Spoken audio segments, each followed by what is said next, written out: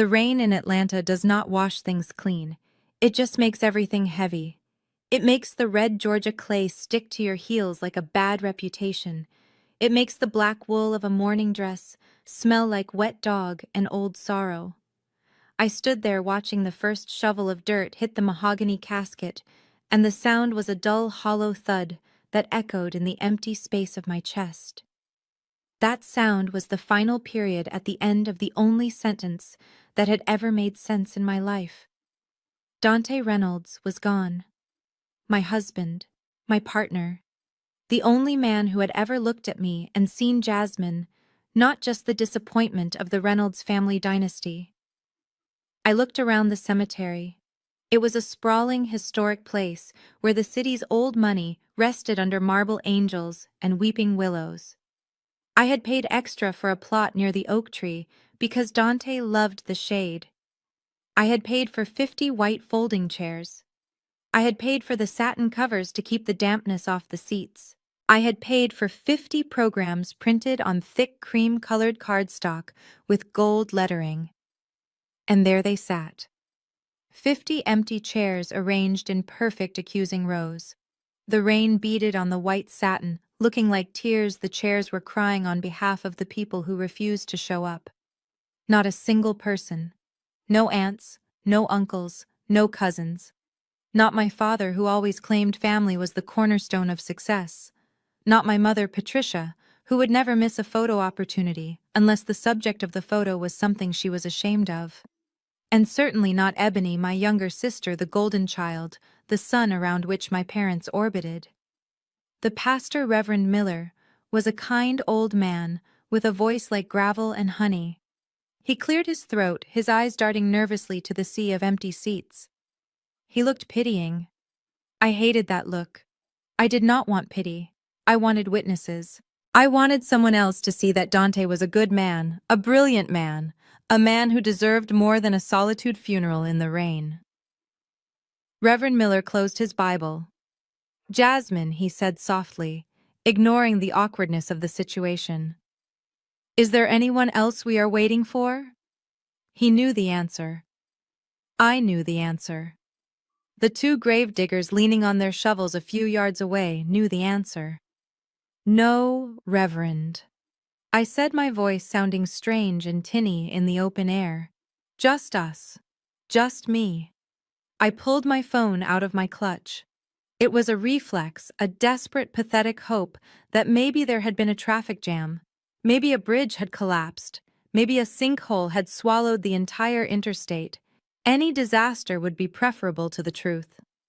I unlocked the screen and the light stung my eyes. I opened the messaging app. The group chat titled "The Reynolds Empire" was active.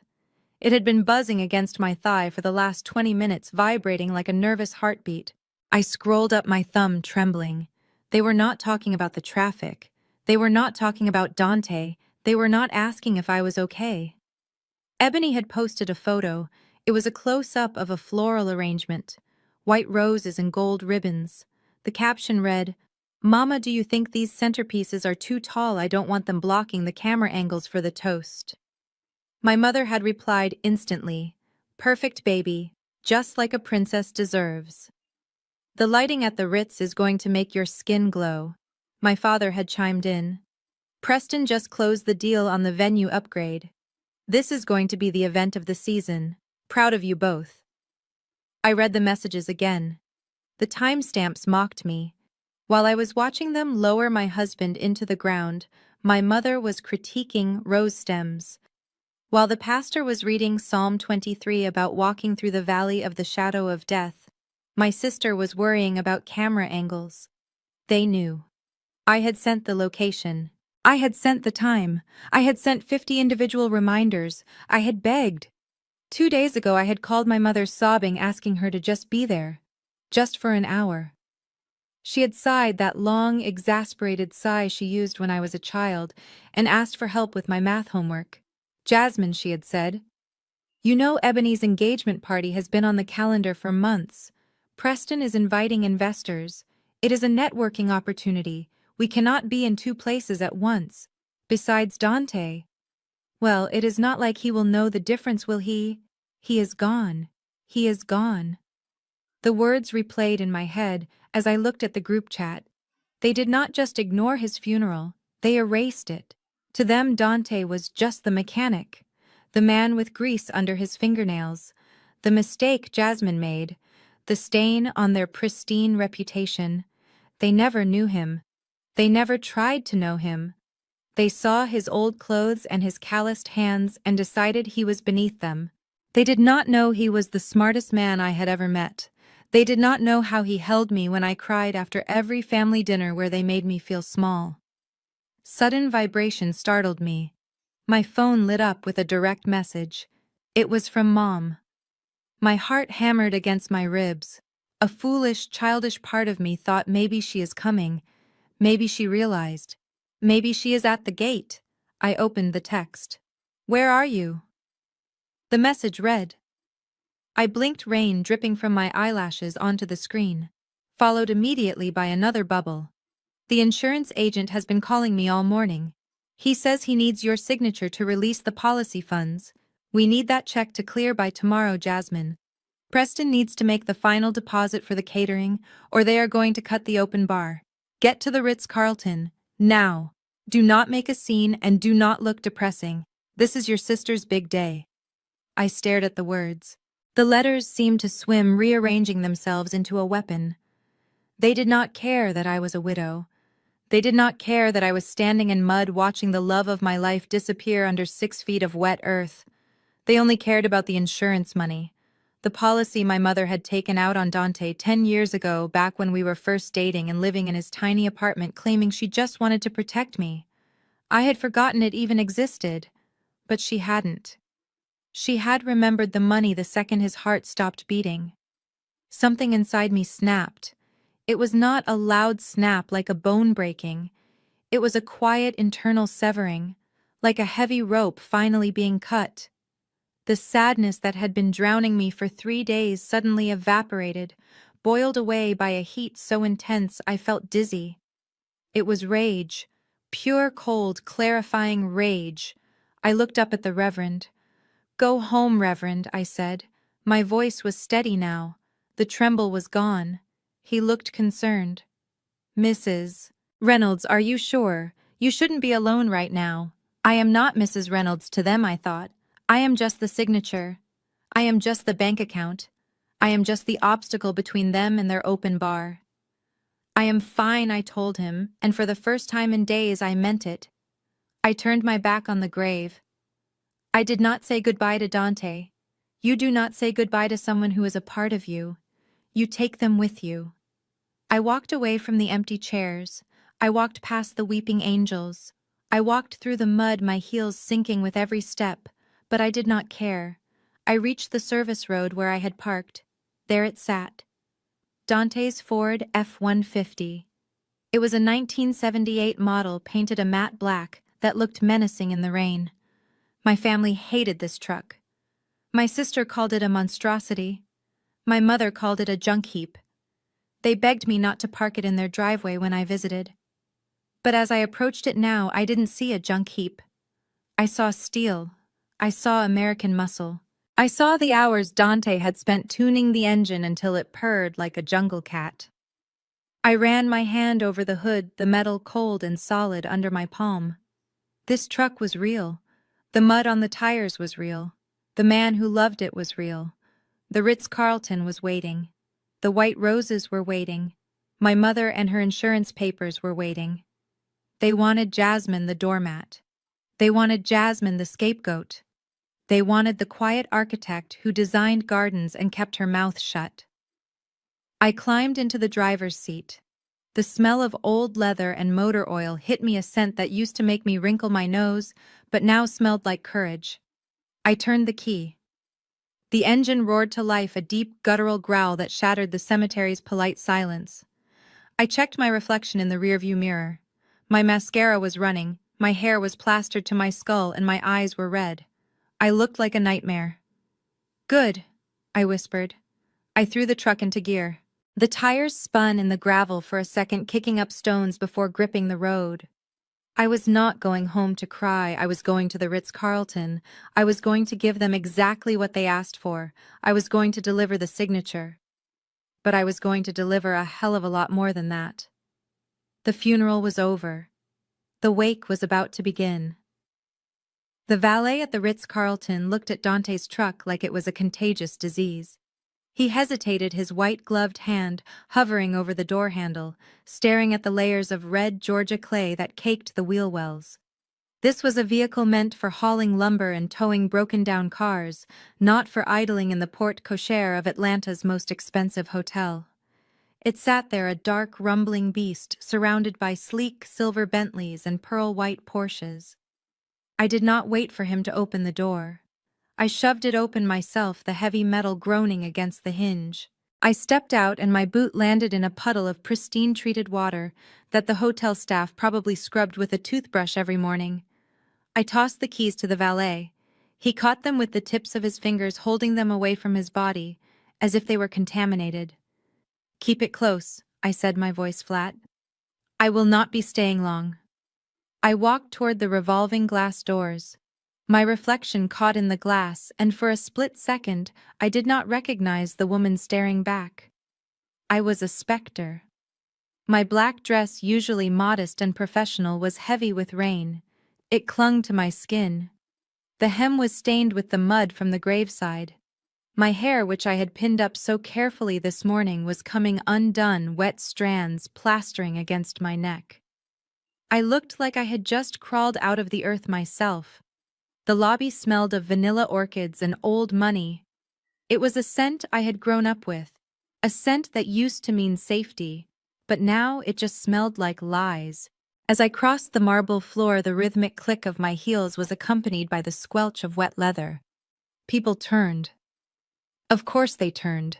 In a world of polished surfaces and polite smiles, grief is ugly. It is messy. I saw a woman in a Chanel suit whisper behind her hand to her husband. I saw a concierge reach for a phone, his eyes locked on the trail of muddy footprints I was leaving on their white marble. "Excuse me, miss." A security guard stepped into my path. He was tall, broad, wearing a uniform that fit him too well. He held up a hand, a polite but firm barrier. "Miss, I cannot let you inside looking like that," he said, his eyes scanning my muddy hem. "This is a private event space." I stopped. I looked up at him. I did not blink. Inside my chest, the fire that had started at the cemetery was burning hotter. It consumed the embarrassment I should have felt. It consumed the fear. "I am family," I said. "And if you touch me, I will scream so loud that every investor in that ballroom will think someone is being murdered in the lobby." "Do you want that on your shift?" He hesitated. He saw something in my eyes. It wasn't madness. It was the absolute absence of anything left to lose. He lowered his hand.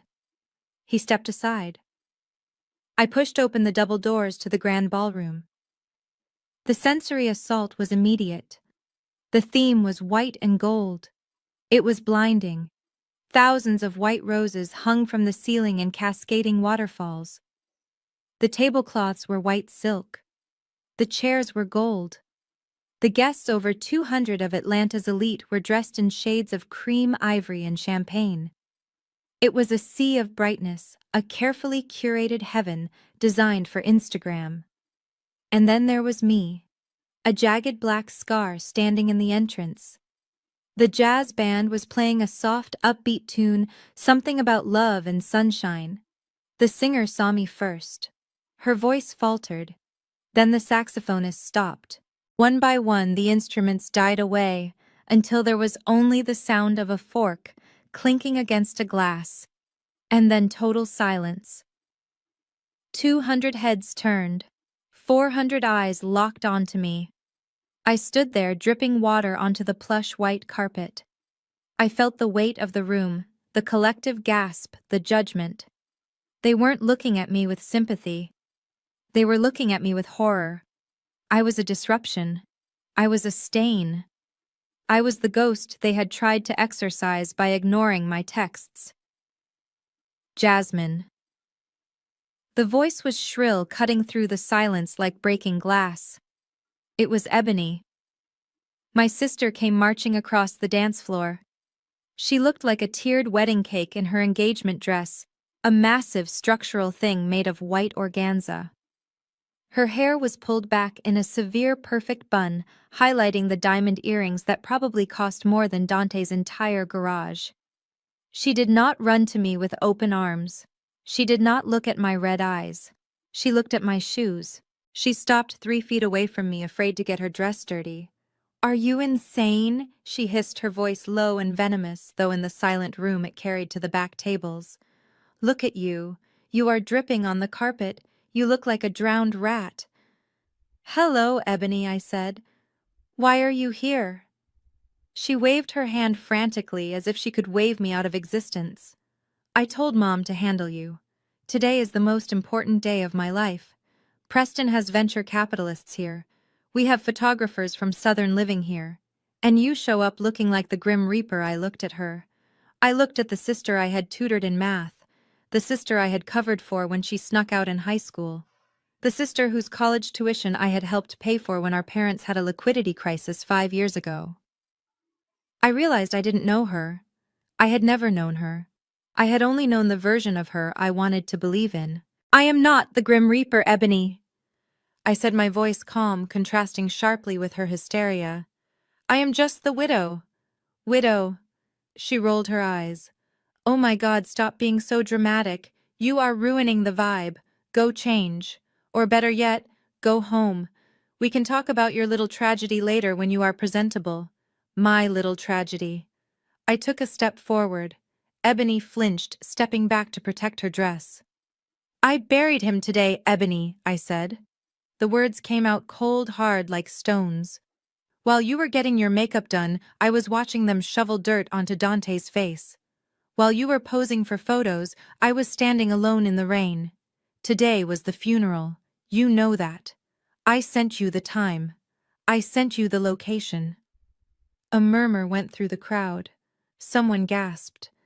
Ebony's face flushed pink, not with shame, but with anger at being called out. "Lower your voice," she snapped. "You are embarrassing me. Nobody wants to hear about death at an engagement party. It is selfish, Jasmine. Incredibly selfish." Before I could respond, a hand clamped onto my arm. It was a grip I knew, sharp nails digging into the soft flesh of my bicep. I turned to see my mother, Patricia. She was wearing a gold sequined gown that was far too young for her face plastered with a smile that didn't reach her eyes. She didn't look at my face. She didn't hug me. She didn't ask if I was okay. Her eyes went instantly to the clutch bag I was holding in my left hand. "Jasmine," she said through gritted teeth, maintaining that fake smile for the audience watching us. "Thank goodness you are here." We were getting worried. "Worried?" I asked. "Worried about me. Worried about the time," she hissed. "The bank closes at 4. We need to mobile deposit that check today if we want it to clear for the vendors tomorrow." She released my arm and immediately reached for my bag. It was a violation so casual, so expected, that it took my breath away. She didn't see a daughter standing in front of her. She saw a walking ATM. She saw a signature. "Give it to me," she demanded, her fingers clawing at the clasp of my purse. "Tell me you brought the papers. Tell me you didn't leave them at that house." I pulled the bag away, holding it against my chest. The movement made water from my sleeve splash onto her gold sequins. She recoiled as if I had thrown acid on her. "You are wet!" she shrieked, brushing frantically at her dress. "Ugh, Jasmine. Have some respect. This is vintage respect," I repeated. The word tasted like ash in my mouth. "You want respect, Mom?" I looked around the room. I saw my father standing near the bar, swirling his scotch, pretending he didn't see the commotion.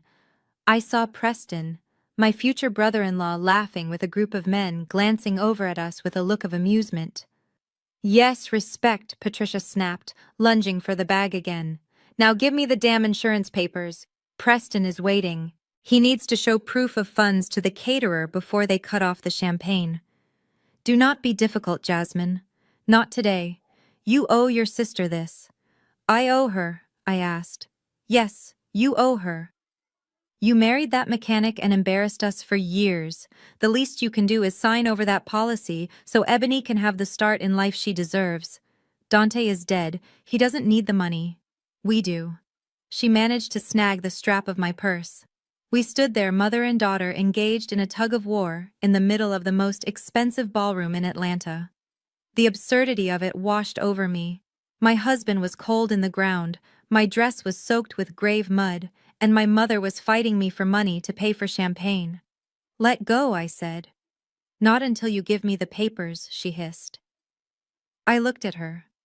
I looked deep into the eyes of the woman who had given birth to me, and I finally accepted the truth I had been running from my entire life. She did not love me. She loved what I could provide. She loved the image of a perfect family as long as I stayed in the corner and paid the bills. Okay, I said softly. I let go of the bag. Patricia stumbled back, surprised by the sudden release. She clutched the bag to her chest like a prize fighter holding a belt.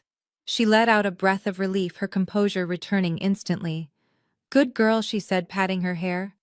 I knew you would be reasonable. Go wait in the lobby. I will bring the papers out for you to sign once I find a pen. You really aren't dressed for the party, sweetie. She turned her back on me. She turned back to the crowd, flashing a winning smile, waving the bag slightly, as if to signal that the crisis was averted. Ebony smoothed her dress, rolling her eyes at me one last time before turning to follow Mom. I stood there empty-handed. But I wasn't empty. I felt lighter. I felt a strange cold power rising up my spine. They thought they had won. They thought they had the papers. They thought they had the money. They had no idea what was actually in that bag, and they had no idea that by taking it, they had just sealed their own fate. The Jasmine who sought their approval had died in the rain this morning. The woman standing in the ballroom was someone else entirely, and she was just getting started. The heavy oak door of the VIP lounge clicked shut, sealing us off from the music and the murmur of the guests. The silence in the room was sudden and suffocating. My mother released my arm with a shove, as if touching me for too long would stain her skin. She smoothed the front of her gold-sequined gown, taking a deep breath to compose herself, before turning to unleash the storm she had been holding back in the ballroom. You have absolutely no shame, do you? Patricia hissed, her voice low and trembling with rage. She walked over to a side table and poured herself a glass of water from a crystal pitcher, her hands shaking slightly. You walk into the most important social event of the year looking like a beggar. Do you know who is out there? The vice president of the Chamber of Commerce.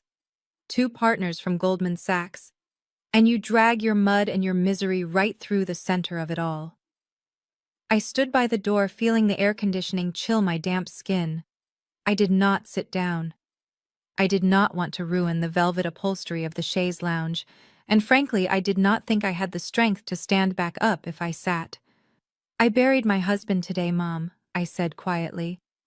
It was the only defense I had, though I knew it was useless. Patricia slammed the glass down. Water sloshed onto the polished wood. Stop saying that. She spun around, her eyes blazing. Stop acting like you are the only person who has ever lost someone. People die, Jasmine. It happens. But smart people handle it with dignity. They do not use it as an excuse to sabotage their family. She took a step closer, her perfume a heavy floral scent that I had always associated with judgment filling my nose. This is what happens when you make poor choices, she said, her voice dripping with disdain. I told you 10 years ago. I begged you. Dr. Harrison was ready to propose. He was a neurosurgeon, Jasmine. He came from a good family. He had a future. But no. You had to follow your heart. You had to run off with the mechanic. The man who came home with dirt under his fingernails every day. Dante was a good man, I said, my voice hardening. He worked harder than anyone I know. He was a nobody, Patricia shouted, finally losing her composure. And look where it got him. Dead at 35 because he probably didn't have the sense to go to a doctor when he felt sick. Or maybe he was just too cheap to pay for a checkup. The cruelty of her words took the air out of my lungs. Dante had died of a sudden aneurysm. It was a genetic time bomb. No amount of money or status could have stopped it. But she didn't care about the truth. She only cared about the narrative. To her, Dante's death was just the final proof that he was a failure. And now he leaves you with nothing. She continued pacing the small room. No savings, no assets, just debt and that ugly truck outside. You are going to come crawling back to us, aren't you? Asking for money. Asking for a place to stay. I started to shake my head to tell her that I would never ask her for a dime, but she cut me off. Well, luckily for you, I am a planner. I protect this family even when you try to destroy it. She reached into her clutch and pulled out a folded document. It was old. The edges were soft and worn. I took out a life insurance policy on Dante when you two first moved in together, she said, smoothing the paper on the table. Back when he was renting that basement apartment and couldn't even afford a proper engagement ring. I paid the premiums for 10 years, Jasmine. Me. Not you, not him. So don't you dare look at me like I am the villain. She tapped a manicured fingernail on the bottom of the page. The beneficiary is me, she said coldly. It is $500,000, and I need you to sign this waiver confirming that you will not contest the payout. The insurance company is being difficult because you are the spouse. They need your signature to release the funds to me immediately. I stared at the paper. She had bet against my marriage. She had bet on his death. And now she was here to collect her winnings before his body was even cold. You want me to sign away his death benefit? I asked, my voice barely a whisper. While I am still wearing the clothes I buried him in, Patricia's eyes narrowed. Do not play the victim. You do not deserve that money. You didn't pay for it. I did. And frankly, we need it. This wedding is costing a fortune and Preston's business is expanding. We need liquidity. Just sign the paper, Jasmine, and you can go back to your little pity party. Before I could answer, the door swung open. Preston walked in. He looked every inch the tech entrepreneur my mother adored. He was wearing a tuxedo that fit him perfectly, his hair styled, a glass of scotch in his hand. He brought a different kind of energy into the room, arrogant, dismissive, and sickeningly casual. Ladies, he said, flashing a bright white smile that didn't reach his eyes. I can hear the love all the way out in the hallway. Let's keep the volume down, shall we? We don't want the investors to think there is trouble in paradise. He walked over to Patricia and placed a reassuring hand on her shoulder. She instantly relaxed, leaning into his touch like he was the son she actually wanted. She is being difficult, Preston, Patricia complained, gesturing at me. She won't sign the waiver. Preston turned his gaze to me. He looked me up and down, his eyes lingering on the mud on my hem with a look of mild disgust. He took a sip of his scotch, swirling the amber liquid in the glass. Jazz, look, I get it, he said, his tone condescendingly gentle, like he was explaining simple math to a toddler. You are emotional, you are grieving. We all respect that, but we have to be practical. He set his drink down and leaned against the table, crossing his arms. I did some digging, Jazz. I know Dante didn't leave you in a great spot. The guy ran a garage. It is a cash business, low margins, unstable. I am guessing the debts are piling up already. The funeral costs alone must be stressing you out. He reached into his jacket pocket and pulled out a checkbook. He clicked a gold pen and started writing. Here is what I am going to do, he said, not even looking at me as he wrote. I am going to help you out. Family helps family, right? He tore the check out and slid it across the table toward me. $5,000, he said, tapping the check. That should cover a decent service. Nothing fancy, but respectable.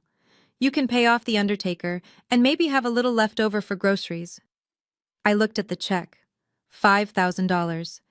He thought he could buy my dignity for the price of a used car. What do you want, Preston? I asked. You do not give money away for free. He chuckled, a dry, humorless sound. Sharp girl, I like that. Okay, here is the deal. I need that property Dante was operating out of. That old warehouse district is being rezoned. I have some clients, high net worth individuals who need secure climate-controlled storage for their luxury vehicles. Ferraris, Lamborghinis. They don't want to park them on the street. He stepped closer, invading my personal space. Dante's garage is a dump, Jazz. Let's be honest, it is a pile of bricks and grease. But the location is decent. If you sign the deed over to me, I will take the headache off your hands. I will pay for the demolition. I will handle the environmental cleanup from all that oil he spilled everywhere. You get 5,000 cash today to bury your husband, and you get rid of a worthless liability. He smiled, waiting for me to thank him. It was a perfect storm of ignorance. My mother wanted the insurance money because she thought Dante was a broke failure. Preston wanted the garage because he thought it was a shack he could steal for pennies. They thought Dante was a nobody. They thought he was just a mechanic who fixed Toyotas and changed oil. They had never asked him about his work. They had never visited his office. They had never looked beyond his work boots. They didn't know that the garage was a 20,000 square foot facility equipped with state-of-the-art robotics. They didn't know that Dante wasn't fixing Corollas. He was designing custom intake manifolds for Formula One racing teams. They didn't know that the dump Preston wanted to bulldoze sat on land that Dante owned outright, land that had tripled in value in the last 5 years. And they certainly didn't know about the patent. I looked from my mother's greedy, desperate eyes to Preston's smug, predatory grin. They weren't grieving. They were vultures. They saw a carcass and they wanted to pick the bones clean before the sun went down. A cold calm settled over me. It was the calm of a sniper waiting for the wind to die down. If I screamed at them now, if I told them the truth, they wouldn't believe me. Or worse, they would try to take it all. I needed to be smarter. I needed to be like Dante. I needed to let them underestimate me until it was too late for them to run. You really think his garage is worthless? I asked softly, my eyes wide and feigning innocence. Preston laughed. Jazz, it is a teardown. I am doing you a favor. The taxes alone will bankrupt you in 6 months. And the insurance. I turned to my mother. You really need it that bad? It is rightfully mine, she sniffed. And yes, weddings are expensive. I looked at the waiver. I looked at the check for $5,000.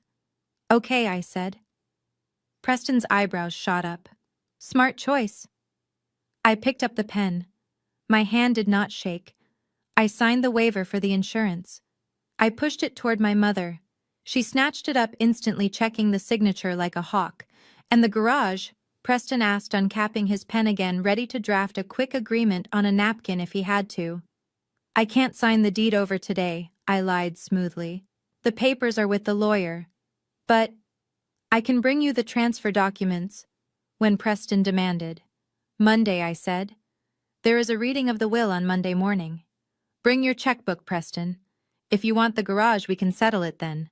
Monday works, Preston said, looking at his watch. I will have my legal team draft the transfer. Just bring the keys and the deed. I turned to the door. I didn't take the $5,000 check. I left it sitting on the table. Where are you going? Mom asked, already tucking the insurance waiver into her purse. You can't go back out there. You are a mess. I am leaving, I said. I have a funeral to pay for. I walked out of the VIP room. I didn't look back. I didn't see the smirk on Preston's face or the relief on my mother's. I walked through the lobby past the security guard, who watched me with suspicion, and out into the cool night air. The rain had stopped. The air smelled of wet pavement and ozone.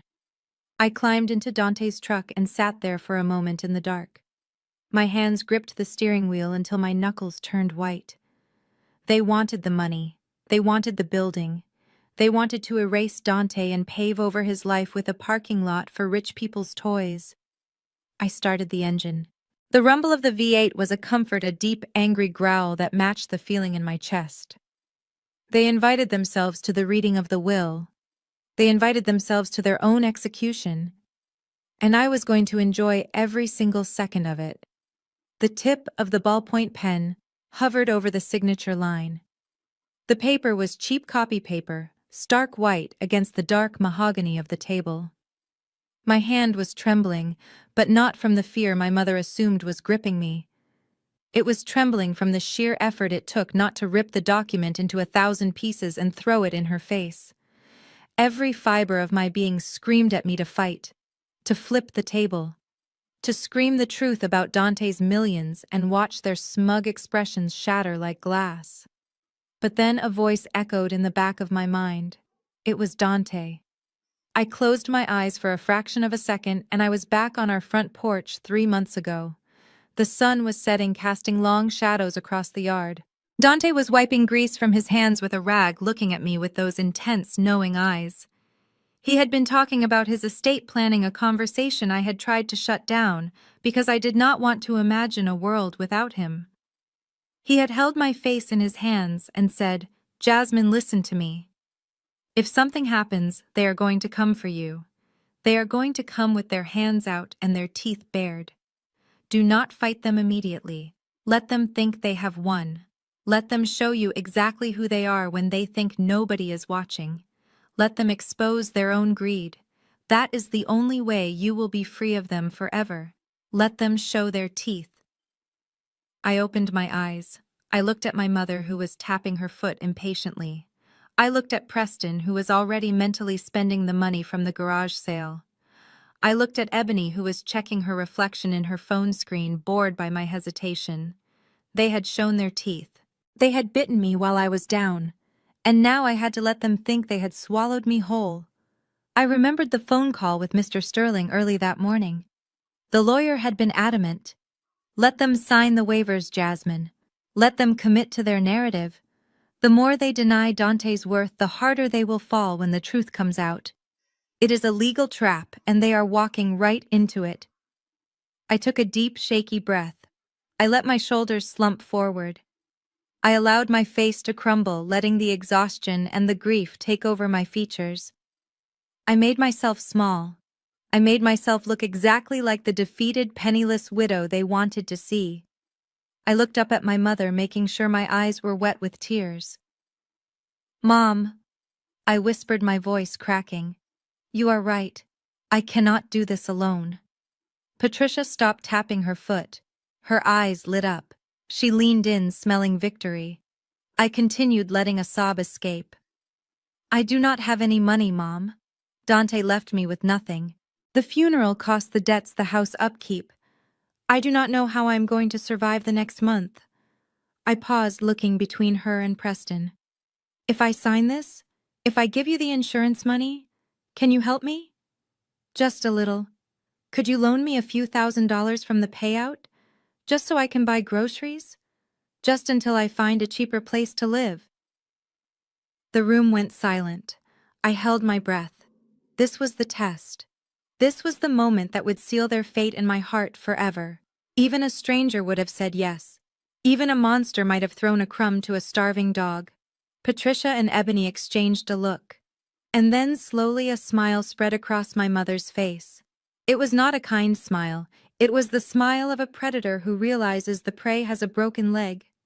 She laughed. A short, sharp sound. "Oh, Jasmine," she said, shaking her head. "You always were a beggar at heart." She reached out and patted my cheek. Her hand was cold. "We will see," she said. "But I am not going to promise anything.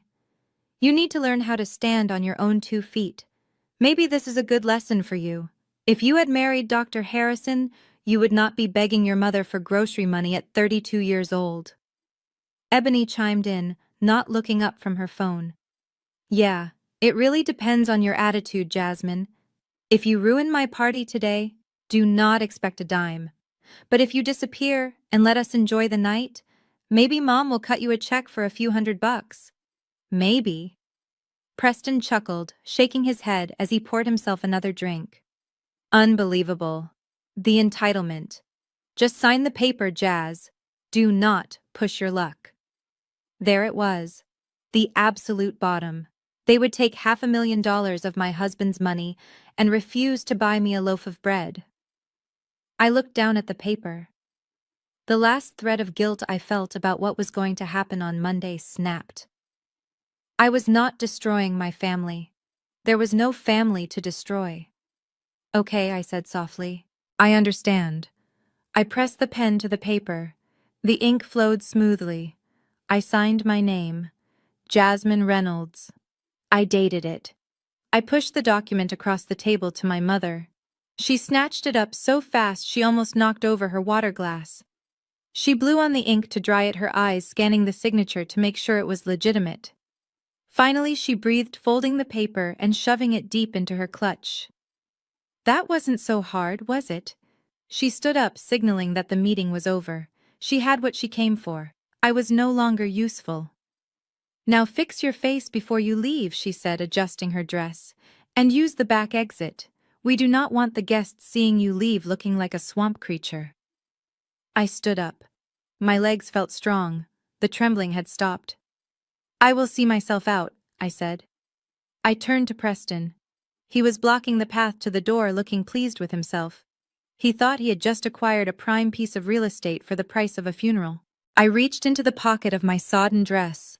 My fingers brushed against the heavy black cardstock of the business card Mr. Sterling had given me.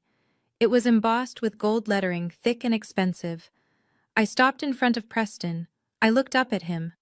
I needed him to be close. I will bring the deed on Monday. Preston, I said, making my voice sound hollow. Good, he said, looking over my head. 9 a.m. Don't be late. I have a tea time at noon. I reached out as if to steady myself on his arm. He flinched slightly, but didn't pull away. With a quick sleight of hand movement that Dante had taught me, a trick he used when he was surprising me with jewelry, I slipped the black card into the breast pocket of Preston's tuxedo jacket. It slid in behind his silk pocket square, invisible to him but right against his heart. Thank you for the offer, I said. It means a lot. I walked past him. I walked past Ebony, who didn't even wave. I walked past my mother, who was already texting the insurance agent. I opened the heavy oak door and stepped out into the hallway. The music from the ballroom hit me again, a cheerful, upbeat jazz number that felt miles away from where I was mentally. I walked down the corridor, but I didn't head for the back exit. I walked straight through the main lobby. I held my head high. I did not care about the mud anymore. I did not care about the stairs. I was walking out of a prison I hadn't realized I was in for 30 years. Back inside the VIP room, the air was thick with self-congratulation. Preston laughed, adjusting his jacket. God, she is pathetic. Did you see her shaking? Patricia was beaming. She is desperate. That is good for us. It means she won't fight us on the house or the car. We can strip that mechanic's estate clean by the end of the month. Ebony giggled. I can't believe she actually asked for a loan. The nerve. Preston reached into his pocket to check for his cigar cutter. His fingers brushed against something sharp and stiff. He frowned. He pulled out the black card. What is this? He muttered. He held it up to the light. The gold embossing caught the glare of the chandelier. Sterling Vance and Partners, he read aloud. Attorneys at law. He flipped the card over. There was a handwritten note on the back in elegant cursive script. Formal notice of testamentary reading. The last will and testament of Dante Reynolds. Monday, 9:00 a.m. Attendance is mandatory for all named parties. Preston stared at the card. A confused frown creased his forehead. Sterling, he whispered.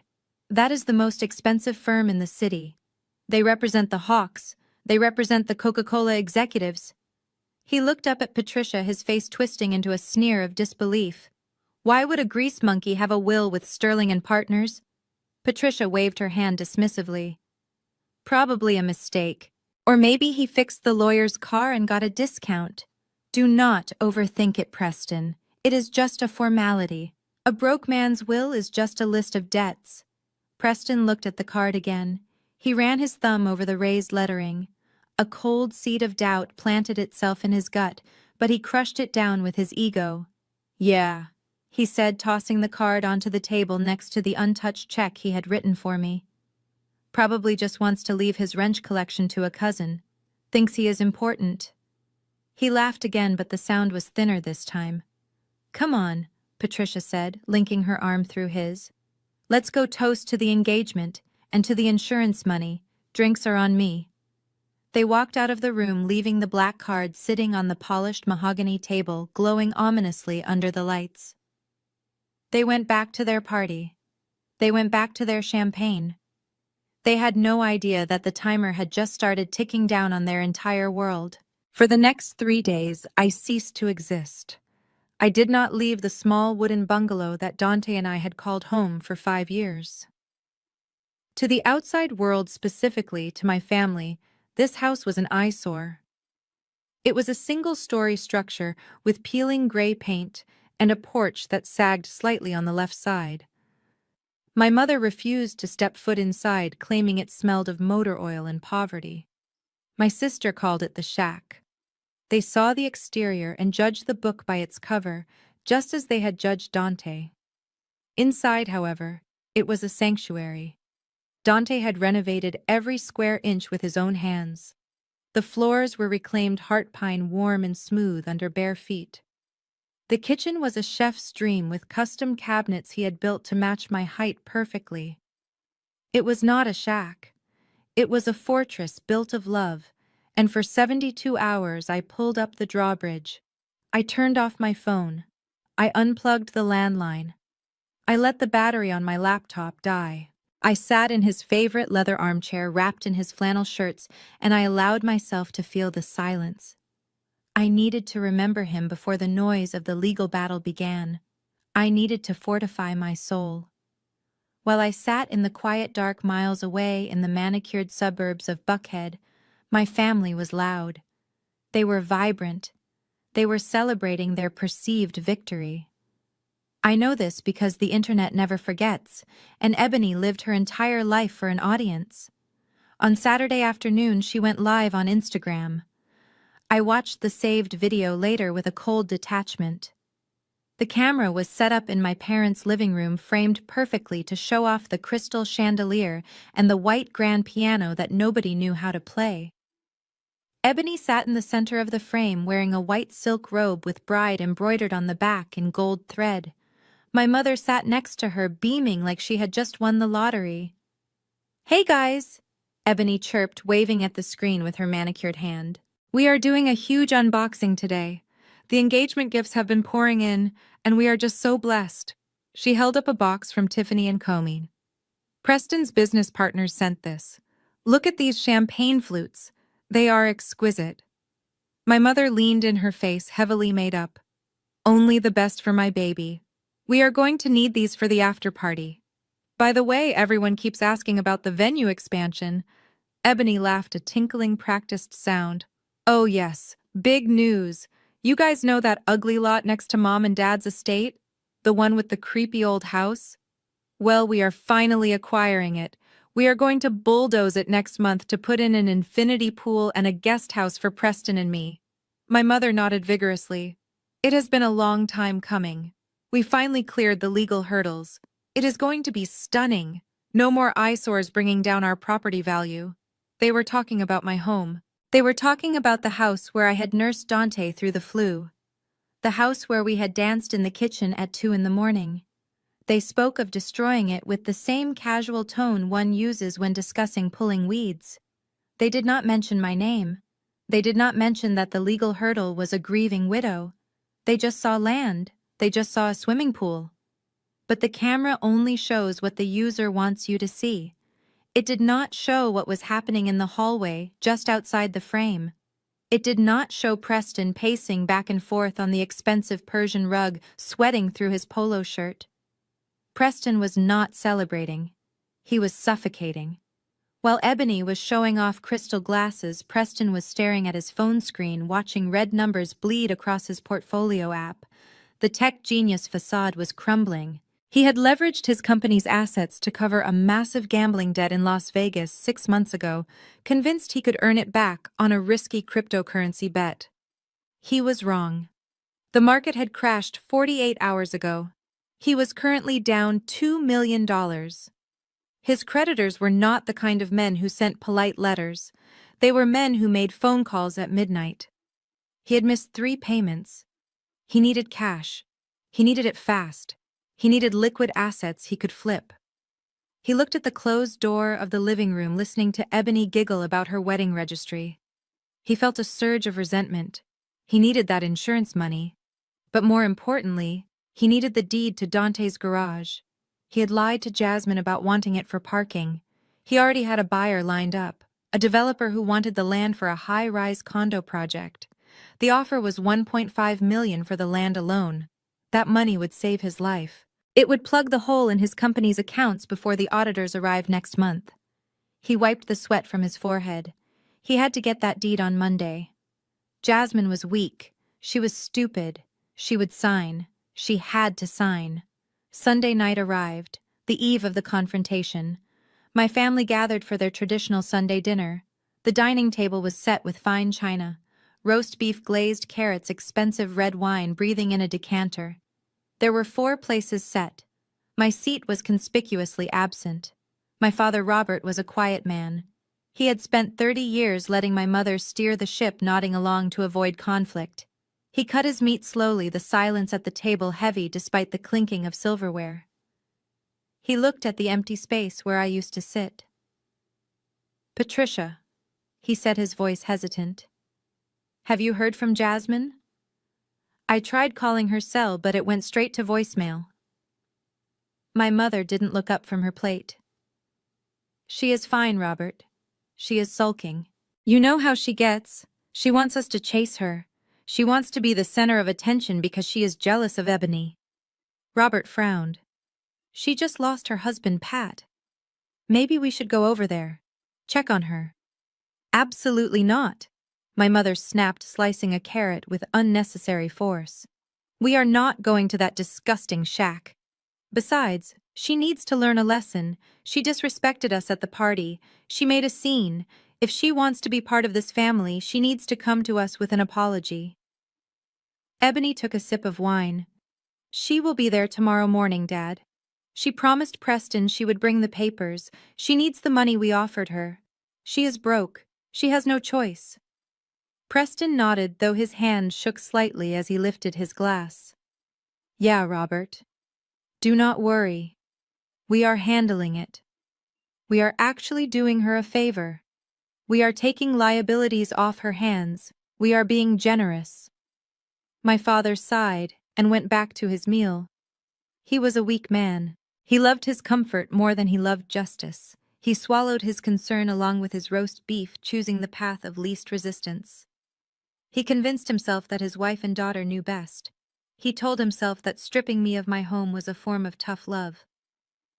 Monday morning broke with a sky so blue it looked painted. The sun was shining on Atlanta, oblivious to the storm that was brewing in a high-rise downtown. I woke up early. I showered and washed the grief from my hair. I put on a navy blue suit that Dante had bought me for my job interviews years ago. It was tailored, sharp, and professional. I pulled my hair back into a tight bun. I put on my glasses. I looked in the mirror. I did not see a widow. I saw an architect. I saw a woman who knew how to build structures that could withstand hurricanes.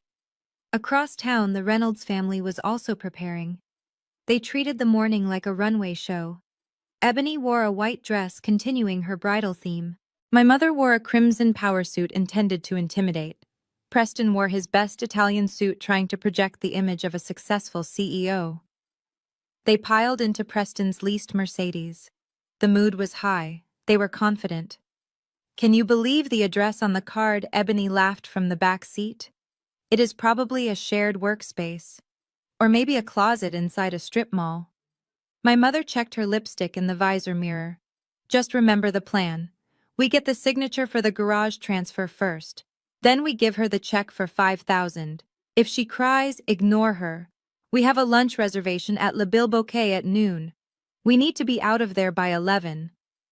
Preston gripped the steering wheel. He drove fast. He was eager to get the paper that would save his skin. He imagined the meeting. A dusty office, a tired, cheap lawyer in a wrinkled suit, Jasmine crying in the corner. He would dazzle them with legal jargon, throw some cash on the table, and walk out a winner. They pulled up to the curb at the address I had given them. The laughter in the car died instantly. They were not at a strip mall. They were not at a shared workspace. They were parked in front of the Sovereign Building, the towering glass spire that defined the Buckhead skyline. It was the most exclusive, expensive commercial real estate in the city. Ebony rolled down the window, craning her neck to look up at the 50 stories of shimmering glass. "Are we at the right place?" she asked, her voice small. Preston checked the card again. 3344 Peachtree Road, Suite 5000. "This is it," he said, his voice tight. My mother scoffed, recovering her composure quickly. "Well, maybe the lawyer rents a small interior office. Or maybe Dante was being sued by someone powerful, and that is why we are here. Do not be intimidated. It changes nothing. Jasmine is still broke. Dante was still a nobody." They got out of the car. They walked into the lobby with their heads held high, the click of their expensive shoes echoing on the marble. They smiled at the receptionist. They pressed the button for the penthouse floor. They thought they were walking into a negotiation they had already won. They had no idea they were stepping onto a trapdoor that I had spent the last 3 days unlocking. The elevator doors closed, sealing them in. Going up. The elevator ride was a silent ascent into the stratosphere.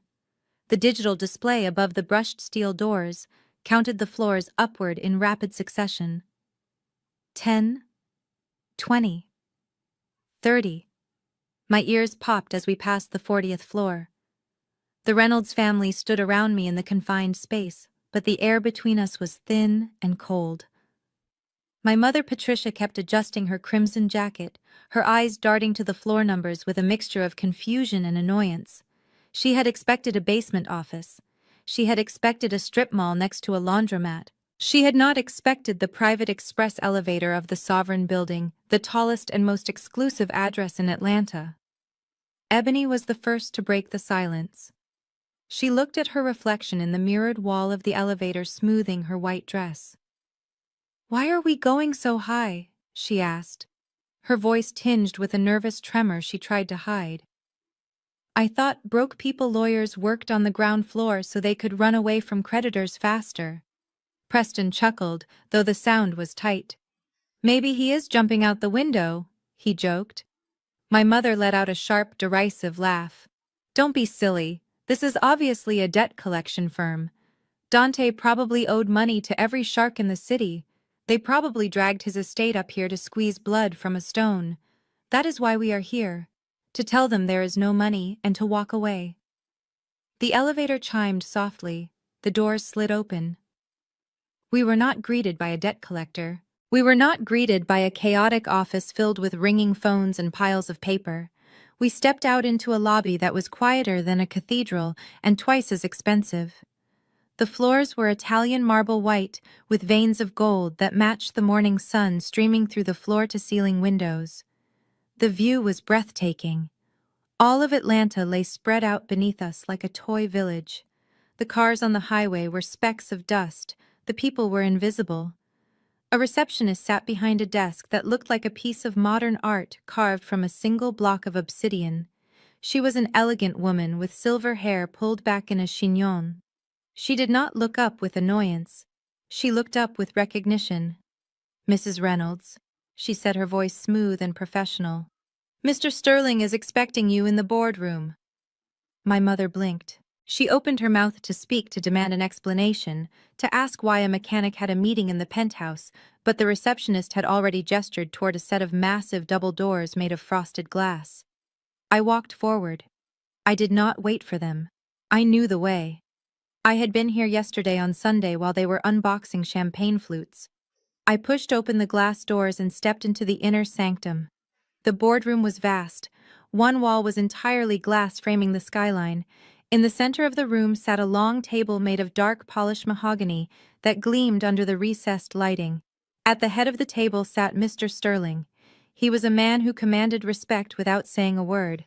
In his late 60s, he was a pillar of the African-American legal community in Georgia. He wore a charcoal gray 3-piece suit that cost more than Preston's car. His hair was cut close gray and distinguished. He sat with his hands folded on the table, his posture perfect, his expression unreadable behind gold-rimmed spectacles. And next to him, to his right, sat me. I took my seat. I placed my hands on the table. I did not look at my feet. I did not hunch my shoulders. I looked straight ahead at the 4 empty leather chairs waiting for my family. They shuffled in. The confidence that had carried them out of the car was starting to crack. They looked around the room, taking in the expensive art on the walls, the view, the sheer power that radiated from the space. It didn't fit their narrative. It didn't fit the story of the poor, stupid Dante. My mother recovered first. Denial is a powerful drug, and she had been overdosing on it for years. She marched to the chair opposite Mr. Sterling and threw her purse onto the table. "All right," she said, her voice loud in the quiet room. "Let's get this over with. I assume you are the one handling the bankruptcy? Or is it a lawsuit? Who is suing him?" Mr. Sterling did not flinch. He did not blink. He simply watched her with a calm, detached curiosity, like a scientist observing a particularly noisy insect. "Good morning, Mrs. Reynolds," he said. His voice was deep, a baritone that vibrated in the chest. "Please take a seat."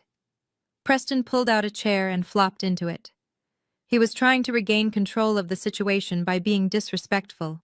He stretched his legs out and with a deliberate motion placed his feet, clad in Italian loafers, right onto the edge of the polished mahogany table. He crossed his ankles. He leaned back, lacing his fingers behind his head. "Look, buddy," Preston said, grinning at Mr. Sterling. "We are busy people. We have a lunch reservation at Le Bilboquet in an hour, and my fiancé here needs to go for a dress fitting. So let's skip the legal mumbo-jumbo." He gestured vaguely at me with his chin.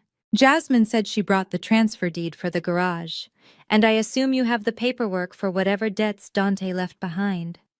Just give us the bottom line so we can sign the waivers and get out of here." Ebony sat down next to him, looking bored. "Yeah, seriously. This room is depressing. Can we just get the check? Mom said there is an insurance payout waiting." Mr. Sterling looked at Preston's shoes on his table. He looked at them for a long, uncomfortable moment. Then he looked up at Preston. "Mr. Vance," he said softly, "I would suggest you remove your feet from my table. This wood is 300 years old. It is worth more than your company's current valuation." Preston froze. The smile faltered. He slowly lowered his feet to the floor, his face flushing a dull red. Mr. Sterling opened a leather-bound folder in front of him. He smoothed the paper inside. "There seems to be a misunderstanding," he said. "You are under the impression that you are here to settle debts. You believe you are here to collect a modest insurance payout of $500,000. My mother leaned forward, her eyes greedy. "Yes, that is exactly why we are here. The policy is in my name." Mr. Sterling took off his glasses. He began to polish them with a silk handkerchief. He looked tired of them already. "We are not here to discuss $500,000, Mrs. Reynolds," he said. "That policy was a relic. It is insignificant." He put his glasses back on. He looked at each of them in turn. "My mother, my father, Ebony, Preston. We are here to discuss the estate of Dante Reynolds," he continued. "We are here to discuss a portfolio of assets, intellectual property rights, and venture capital investments." He paused for effect.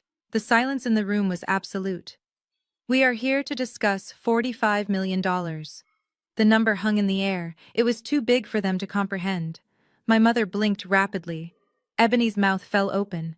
Preston went still as a statue. 45? What my mother whispered. "Million," Mr. Sterling repeated. $45 million. And that is a conservative estimate." Preston let out a short, nervous laugh. "You are joking! This is a prank, right, Dante?" "The mechanic. The guy who drove a truck from the 70s. Mr. Sterling did not smile. He reached into the folder and pulled out a stack of documents. He slid them across the table. They were glossy brochures, patent filings, and bank statements. Dante Reynolds was not just a mechanic, Mr. Vance. He was the founder of DR Logistics and Engineering. He held 12 patents for high-performance engine cooling systems used by NASCAR and Formula One. He was also the majority shareholder in several tech startups. Mr. Sterling leaned forward, his eyes locking onto Preston's. including a 51% stake in a company called TechStart. Does that name sound familiar to you, Mr. Vance? Preston's face drained of color. He looked like he was going to be sick. TechStart was his company, or at least he thought it was. My mother was shaking her head. No. No, this is impossible. Jasmine put you up to this. She forged these papers. Dante didn't have money. We paid for his dinner when he came over. We let him fix our cars for free. She turned to me, her eyes wide and manic. Tell them, Jasmine. Tell them. This is a lie. I looked at my mother. I looked at the woman who had called my husband a loser for 10 years. It is not a lie, Mom, I said. My voice was steady. Dante didn't care about flashy cars or expensive suits. He cared about building things. He cared about substance. Unlike you. Mr. Sterling cleared his throat. The estate is vast, he said, and the distribution of these assets is governed by a very specific, very ironclad will that Mr. Reynolds drafted 6 months ago. He tapped the document in front of him. However, before we proceed to the distribution, there is a clause we must address. A clause regarding the family of his wife. He looked at my family with a gaze that was almost pitying. It is called the respect clause, and I am afraid none of you have met the criteria to satisfy it. My mother looked from the lawyer to me, and for the first time I saw true fear in her eyes. She wasn't looking at a daughter anymore. She was looking at a judge, and she knew deep down in her hollow heart that the verdict was going to destroy her. The silence that followed the lawyer's declaration was heavy enough to crush bones. $45 million. The number seemed to bounce off the glass walls of the penthouse, echoing in the vast emptiness of the room. For 10 seconds, nobody moved. Nobody breathed. It was as if the oxygen had been sucked out of the air conditioning vents. I watched my family. I watched the blood drain from their faces, leaving them pale and waxy under the expensive boardroom lights. They looked like statues of their own greed frozen in a moment of absolute comprehension failure. Then the spell broke. My mother Patricia let out a laugh. It was a sharp, jagged sound, loud and bordering on hysterical. She slapped her hand on the mahogany table, shaking her head as if she had just heard a ridiculous joke. "Oh, please," she scoffed, leaning back in her chair and crossing her arms. "You almost had me there for a second, Mr. Sterling. You really are a dramatic old man. $45 million. In what currency? Zimbabwean dollars? Monopoly money?" She looked around at Preston and Ebony, seeking their validation, trying to rally her troops against this absurdity. "This is Dante we are talking about," she continued, her voice dripping with venom. The man wore overalls to Thanksgiving dinner. He drove a truck that sounded like it was dying. He lived in a shack with my daughter. If he had $45 in his bank account, I would be surprised. Do not sit there and insult my intelligence by pretending he was a secret millionaire. Ebony giggled nervously, but her eyes were darting around the room, looking unsure. "Yeah, I mean, Dante fixed my radiator last year. He charged me for parts. Would a millionaire charge his sister-in-law for a radiator hose?" Mr. Sterling did not argue. He did not raise his voice. He simply pressed a button on the small console built into the table. The automated blinds on the floor-to-ceiling windows began to lower, dimming the bright Atlanta sun. A large projection screen descended silently from the ceiling behind him. "I think it is time you met the real Dante Reynolds," Mr. Sterling said softly. The screen flickered to life. It was not a picture of a dirty mechanic in a garage. It was a high-resolution video of a pristine, sterile laboratory. Men and women in white lab coats were moving around, checking monitors and adjusting complex machinery. In the center of the frame, wearing a clean blue engineer's suit and safety glasses, was Dante. He was pointing at a 3D schematic on a tablet, directing a team of technicians. He looked authoritative, he looked brilliant. He looked like a king in his castle. The logo DR Logistics and Engineering faded onto the screen in sleek silver letters. My mother stopped laughing. Her mouth hung slightly open. Mr. Sterling stood up and walked over to the screen using a laser pointer to circle the logo. Dante Reynolds was not a mechanic. He explained, his voice smooth and educational, as if he were teaching a class to slow children. He was a mechanical engineer with a dual doctorate from MIT. He had a passion for high-performance combustion engines. You saw grease on his hands because he insisted on testing his prototypes himself. He did not fix cars for a living. He designed the systems that make them run faster and cooler than anything else on the market. The slide changed. It showed a race car on a NASCAR track blurring past the camera. Then it showed a Formula One car. Then a military transport vehicle. Mr. Sterling continued. Dante held 12 exclusive patents for thermal regulation systems. Every time a car crosses the finish line at Daytona, Dante got paid. Every time the military upgrades their transport fleet, Dante got paid. That garage you despise so much, that was not a repair shop. That was his private research and development facility. It houses $20 million worth of prototyping equipment. I looked at Preston. He was not laughing. He was staring at the screen with the intensity of a man watching a car crash. Sweat had begun to bead on his forehead, glistening under the dim lights. He knew what R&D facilities cost. He knew what military contracts looked like. The arrogance was melting off him like wax near a fire. Mr. Sterling clicked the remote again. A pie chart appeared. It was broken into slices labeled real estate stocks and liquid assets. But Dante was not just an inventor, Sterling said. He was a diversification genius. He pointed to the blue slice of the chart. While you were mocking his truck, Dante was buying commercial real estate in developing districts. He owns 3 warehouses near the airport. He owns the land under 2 shopping centers in Midtown. And he was an early angel investor in a little company you might have heard of called NVIDIA. Ebony let out a small, strangled squeak. NVIDIA, she whispered. Sterling nodded. He bought in 10 years ago. He never sold. That portfolio alone is worth $12 million today. The room fell silent again. This time it was not the silence of confusion. It was the silence of horror. My family was doing the math. They were replaying every insult, every sneer, every time they had made Dante sit at the kids' table or eat in the kitchen. They were realizing that the man they had treated like a servant could have bought and sold their entire existence 10 times over without blinking. My mother looked ill. She clutched her pearls, her face turning a shade of gray that clashed with her crimson suit. But why, she stammered, her voice shaking. Why did he live like that? Why did he let us treat him like dirt? I spoke up then. My voice was calm, cutting through the thick atmosphere of the room. Because he wanted to see if you would love him for him, Mom, I said. He wanted to know if you were capable of respecting a human being just because they were human, not because of what they could buy you. I looked at her directly. And you failed. You failed every single day for 10 years. Ebony started to cry. It wasn't a sad cry.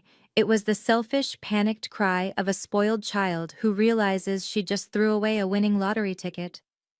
I didn't know, she sobbed. Jasmine, you should have told us. It is not fair. We would have treated him differently if we knew he was important. That is exactly the point, Ebony, I said coldly. You only treat important people with kindness. Dante was important to me when he had nothing. That is why I am sitting here and you are sitting there. Preston cleared his throat. It was a wet, rattling sound. He was trying to salvage something. He sat up straighter, adjusting his tie, trying to pull the mask of the successful businessman back onto his face. Okay, look, he said, his voice cracking slightly. So the guy had money. Fine. Surprise. Good for him. But that doesn't change why we are here. We are here to talk about the garage transfer and the insurance. If Dante was so rich, surely he wouldn't mind us having that old building, right? I mean, he clearly didn't need it. Mr. Sterling turned his gaze toward Preston. The look in the lawyer's eyes changed. It went from professional to predatory. He clicked the remote one last time. The screen went black. Then a single document appeared. It was a corporate registration filing. Actually, Mr. Vance. I am glad you brought up business, Sterling said, because Dante had a very keen interest in your business. Preston frowned. My business. TechStart. What about it? We are a software logistics company. We have nothing to do with engines. Sterling walked slowly around the table until he was standing right behind Preston's chair. Dante believed in supporting family, Sterling said, even when that family was ungrateful. 3 years ago, when TechStart was failing, when you couldn't get a bank loan to keep the lights on, you received a miraculous injection of capital from a holding company called Shadow Ventures LLC. Do you remember that? Preston nodded slowly. Yeah. Shadow Ventures. They were our angel investors. They saved us. I never met the principal owner. They just sent the checks and let me run the show. Sterling leaned down. He placed a hand on the back of Preston's chair. He leaned close to Preston's ear, but he spoke loud enough for the whole room to hear. Shadow Ventures LLC is a wholly owned subsidiary of DR Logistics, Sterling whispered. Preston froze. His eyes bulged. That means, Sterling continued, straightening up and walking back to the head of the table, that Dante Reynolds did not just fix your sister-in-law's car. He fixed your company. He bought 51% of TechStart to keep you from going bankrupt. Sterling pressed a button on the remote, and the document zoomed in on the signature line at the bottom. It was signed by Dante Reynolds. The lawyer looked at Preston with a smile that was all teeth. Dante Reynolds is the majority shareholder of your company, Mr. Vance. He is the silent partner you have been bragging about to your country club friends. And as the executor of his estate, and on behalf of his sole heir, Mrs. Jasmine Reynolds, Sterling pointed a finger directly at Preston's sweating face. We are very concerned about the way you have been managing our company, specifically the $2 million in company funds that seem to have disappeared into offshore gambling sites in the last 6 months. Preston stopped breathing. The room spun. The arrogant, successful CEO was gone. In his place sat a man who realized he had just spent 3 years insulting his own boss, and that boss had left the power to fire him in the hands of the woman he had just tried to bribe with $5,000. The silence in the boardroom shattered the moment Preston slammed his fist onto the mahogany table. The sound was like a gunshot, causing the crystal water pitcher to jump, and Ebony to flinch violently in her seat. Preston stood up, his face a mask of contorted rage that had replaced his usual look of smug superiority. He pointed a shaking finger at Mr. Sterling, veins bulging in his neck as he screamed that this was a lie. He shouted that it was slander and he would sue this entire firm into the ground for defamation. He looked around the room with wild eyes, accusing us of fabricating documents, claiming that a mechanic could not possibly own a controlling stake in a tech company. He was loud, he was aggressive, and he was terrified. Mr. Sterling did not flinch. He did not call for security yet. He simply waited for Preston to run out of breath. He watched the man unravel with the dispassionate gaze of a surgeon looking at a tumor. When Preston finally stopped shouting, chest heaving, Mr. Sterling reached into his leather folder again. He pulled out a thick stack of papers bound with a heavy black clip. He slid them across the polished wood until they came to rest directly in front of Preston. These are the forensic accounting reports from the last fiscal quarter, Mr. Sterling said, his voice cutting through the tension like a razor blade. They detail a series of wire transfers from the TechStart corporate operating account to a shell company in the Cayman Islands. From there, the money was moved to 3 separate online gambling platforms. Preston stared at the binder. He did not open it. He knew exactly what was inside. Mr. Sterling continued reciting the numbers from memory. $2.1 million, Mr. Vance. That is the amount you have siphoned from the company in the last 6 months. You drained the payroll account. You drained the R&D budget. You even dipped into the employee pension fund. Ebony let out a gasp. She turned to look at her fiancé, her eyes wide with horror. Preston? She whispered. The pension fund. But you told me the company was having a record year. You told me we were buying the lake house with your bonus. Preston ignored her. He was staring at Mr. Sterling, sweat dripping down his temple. It was alone, Preston stammered, his voice losing its volume. I was going to pay it back. I just had a bad run of luck. The market turned on me. I just needed time." "You did not have time," Mr. Sterling corrected him. "The company was insolvent 3 months ago. Your checks were bouncing. Your suppliers were threatening to sue. By all logic, TechStart should have shuttered its doors, and you should have been facing a federal indictment for embezzlement back in February." Sterling leaned forward, locking eyes with the trembling man. "Do you want to know why you are not in prison right now? Do you want to know why your employees still receive their paychecks every Friday?" Preston did not answer. He looked like a trapped animal. "Because Dante Reynolds stepped in," Sterling said. "Every time you stole, Dante covered the loss. Every time you lost a bet, Dante transferred personal funds into the corporate account to keep the ledger balanced. He did it anonymously through shadow ventures. He kept the lights on. He kept your secret. He kept you employed." "Why?" Preston whispered. The question hung in the air, filled with genuine confusion. Why would he do that? I treated him like garbage. I mocked him to his face. Why would he save me? I spoke up then. It was the first time I had opened my mouth since the meeting began. My voice felt rusty, but it came out strong, resonating in the quiet room. "He didn't do it for you, Preston." I looked at him, really looked at him, and saw how small he was. "He did it for Ebony." I turned my gaze to my sister. She was pale, clutching the edge of the table.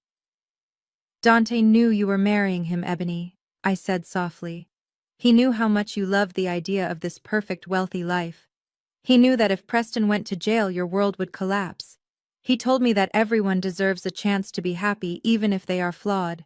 He wanted to give Preston time to turn it around so that you wouldn't have to suffer." I felt tears pricking my eyes, not for them, but for the sheer magnitude of my husband's heart. "He protected you." I continued, looking back at Preston. "He protected a man who called him a grease monkey. He protected a man who tried to bribe his widow with $5,000 to steal his property. And you repaid him by trying to rob his grave before the dirt was even settled." The truth of my words seemed to physically strike Preston. He sank back into his chair, burying his face in his hands. But my mother was not looking at Preston. She was looking at me. Her face had turned a deep, violent shade of purple. She was shaking, not with shame, but with a fury so intense it made the air around her vibrate. She could not process what she was hearing. Her brain refused to accept that her golden boy was a thief and her scapegoat daughter was the hero. It broke the narrative she had built her entire life around. "You are a liar," Patricia screamed. She stood up so fast, her chair tipped over backward with a loud crash. "This is all a setup." She pointed a shaking finger at me. "You are jealous. You have always been jealous of Ebony.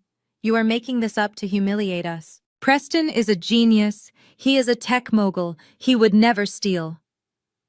"Mom, stop," Ebony whispered, looking at the accounting binder. "The numbers are right here." "Shut up," Patricia yelled at her own favorite child.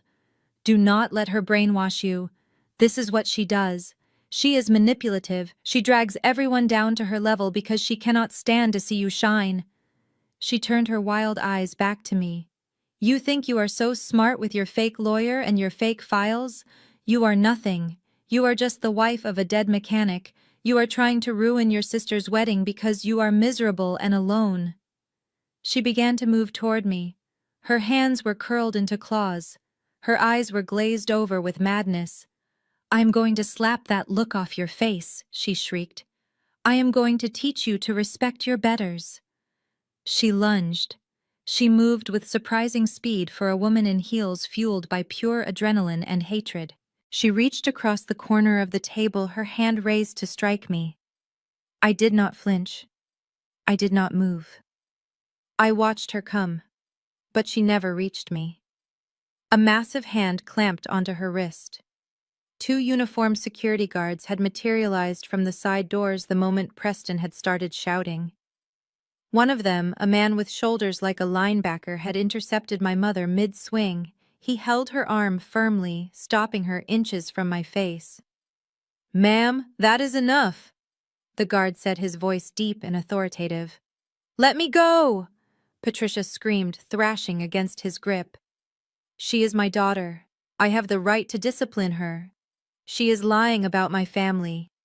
Sit down, ma'am, the guard ordered, guiding her forcefully back toward her side of the table. Or we will escort you out of the building and hand you over to the Atlanta Police Department for assault. Patricia struggled for a second longer, but the reality of the uniform and the physical strength of the guard finally pierced her delusion. She slumped.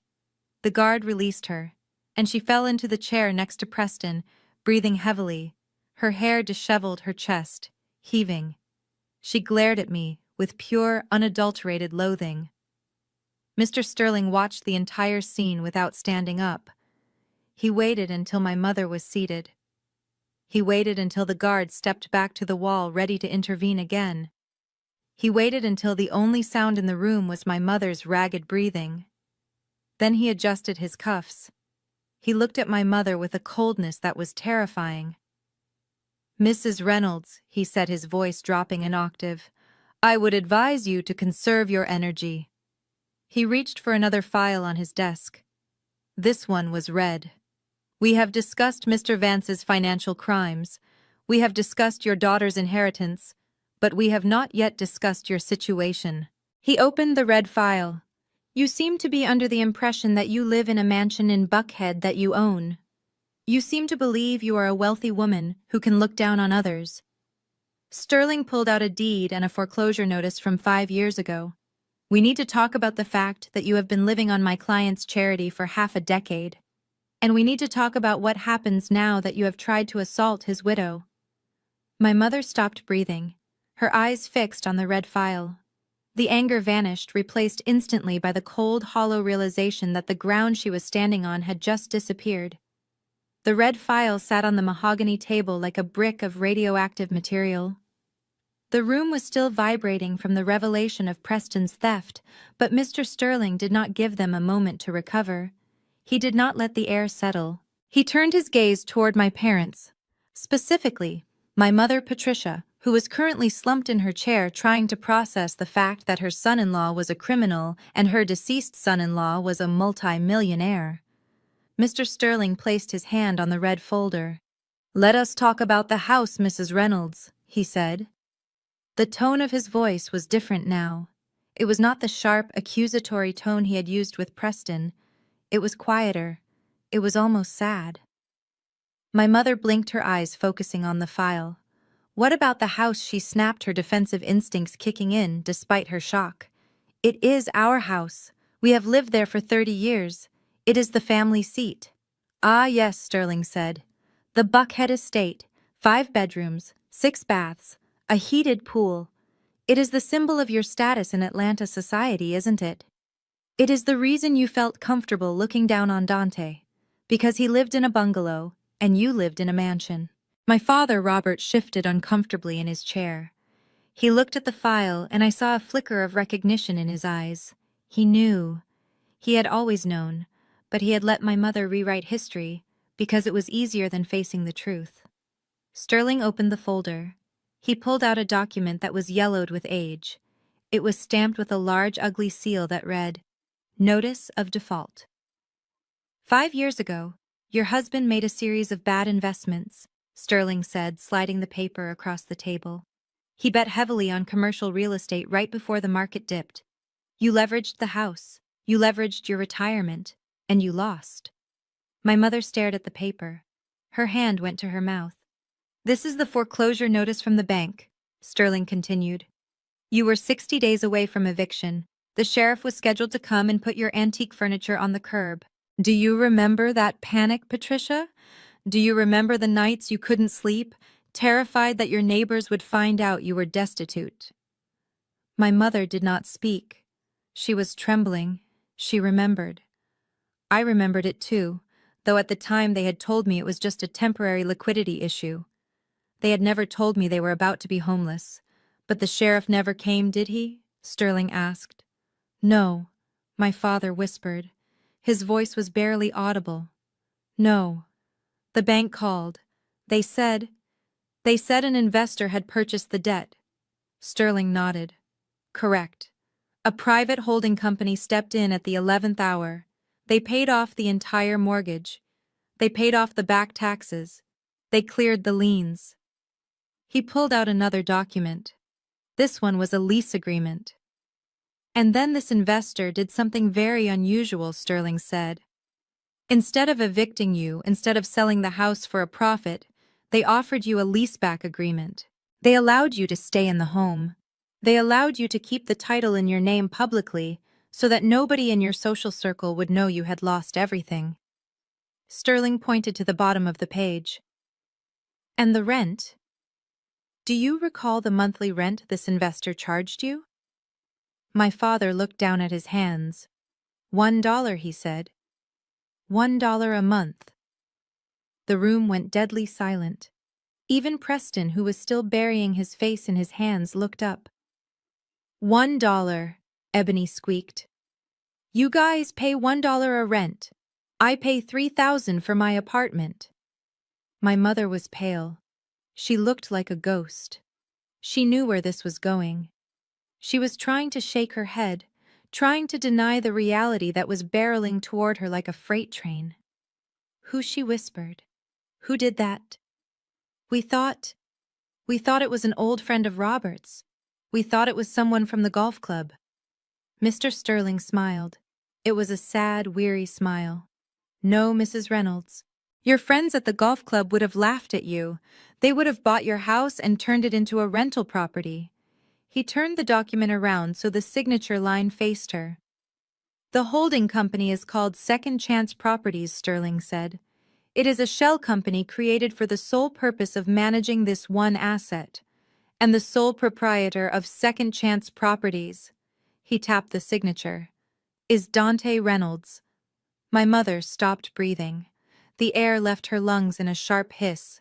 No, she gasped. No, that isn't possible. He was poor. We bought him dinner. Sterling slammed the folder shut. The sound made everyone jump. He bought you a life. Sterling's voice thundered, losing its calm for the first time. For 5 years, Dante Reynolds has paid your property taxes. He has paid for your roof repairs. He has paid for the landscaping that you brag about to your friends. He saved you from humiliation. He saved you from homelessness. And he did it anonymously because he knew that your pride was the only thing you had left. I watched my father. He let out a long, broken moan. He clutched his chest, his face crumbling into a mask of absolute shame. He slumped forward, his elbows hitting the table, burying his face in his arms. He was weeping. He was crying because he realized that the man he had barred from family photos was the only reason he had a roof over his head. But my mother was not crying yet. She was staring at me. Her eyes were wide, filled with a horror that went beyond money. It was the horror of a narcissist who sees her reflection clearly for the first time. You knew, she whispered to me. You knew this whole time. I looked at her. I sat up straight in my chair, feeling the strength of Dante beside me. I found out 3 days ago, I said. When I went through his files for the funeral. I stood up. I walked slowly around the table until I was standing right next to her. I wanted her to look at me. I wanted her to see the daughter she had thrown away. He never told me, Mom, I said softly. He never threw it in my face. He never used it to win an argument. He sat at your dinner table every Sunday. He listened to you mock his job. He listened to you call his truck a piece of junk. He listened to you tell me I should have married a doctor. I leaned down, my face inches from hers. He sat there and ate your roast beef, knowing that he owned the table you were serving it on. He knew he owned the chair you were sitting in.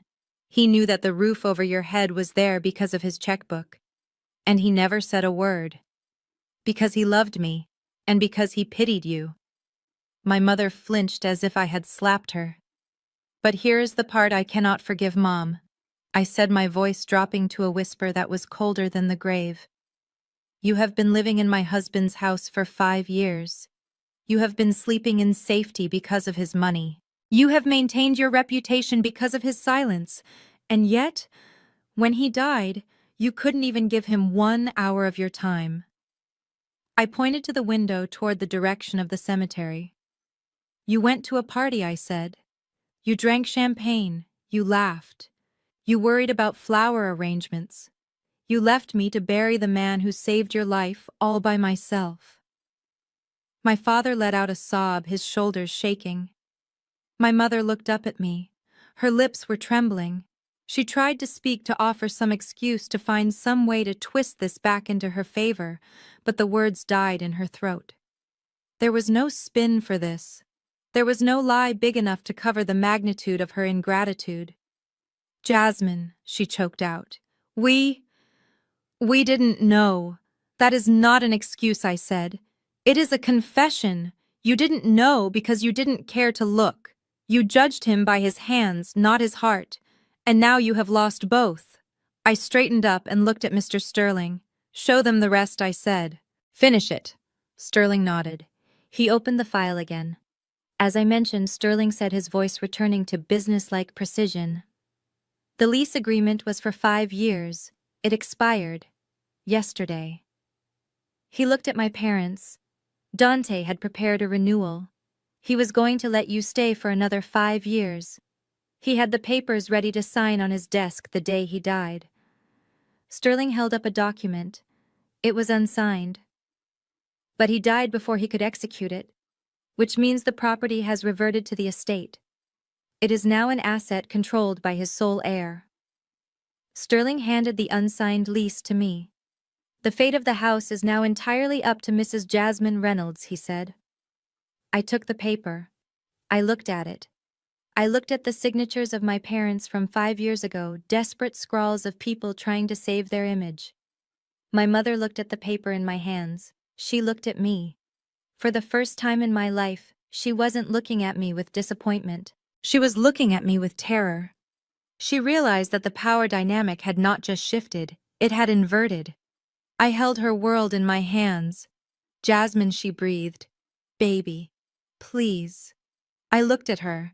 I looked at the woman who had demanded I sign away my husband's insurance money an hour ago. I looked at the woman who had tried to slap me for telling the truth. I didn't say anything. I just placed the unsigned lease on the table. And then slowly, deliberately, I pushed it away from me, toward the shredder that sat in the corner of the office. The message was clear. There would be no renewal. There would be no more $1 rent. The landlord was dead, and the new owner was done being the family doormat.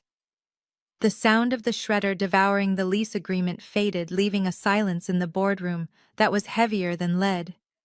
My mother was paralyzed, her eyes locked on the machine that had just eaten her security. My father was weeping silently into his hands. But Ebony was vibrating. The shock that had silenced her initially was now morphing into a frantic, cornered animal aggression. She could not accept a world where she was not the princess. She could not accept a reality where the sister she bullied was the landlord of her life. Ebony stood up. Her chair scraped violently against the floor. Her face was flushed a patchy, ugly red. "This is insane!" she screamed, her voice cracking with hysteria. "I do not believe a word of this. You are lying. Both of you are lying." She pointed a shaking finger at Mr. Sterling and then at me. "This is a scam. It has to be. Dante was a moron. He fixed cars. He did not have millions of dollars. You forged these documents. You probably hired this actor to play a lawyer in a rented office just to scare us." She turned to look at Mom, desperate for validation. "Mom, tell her she is crazy.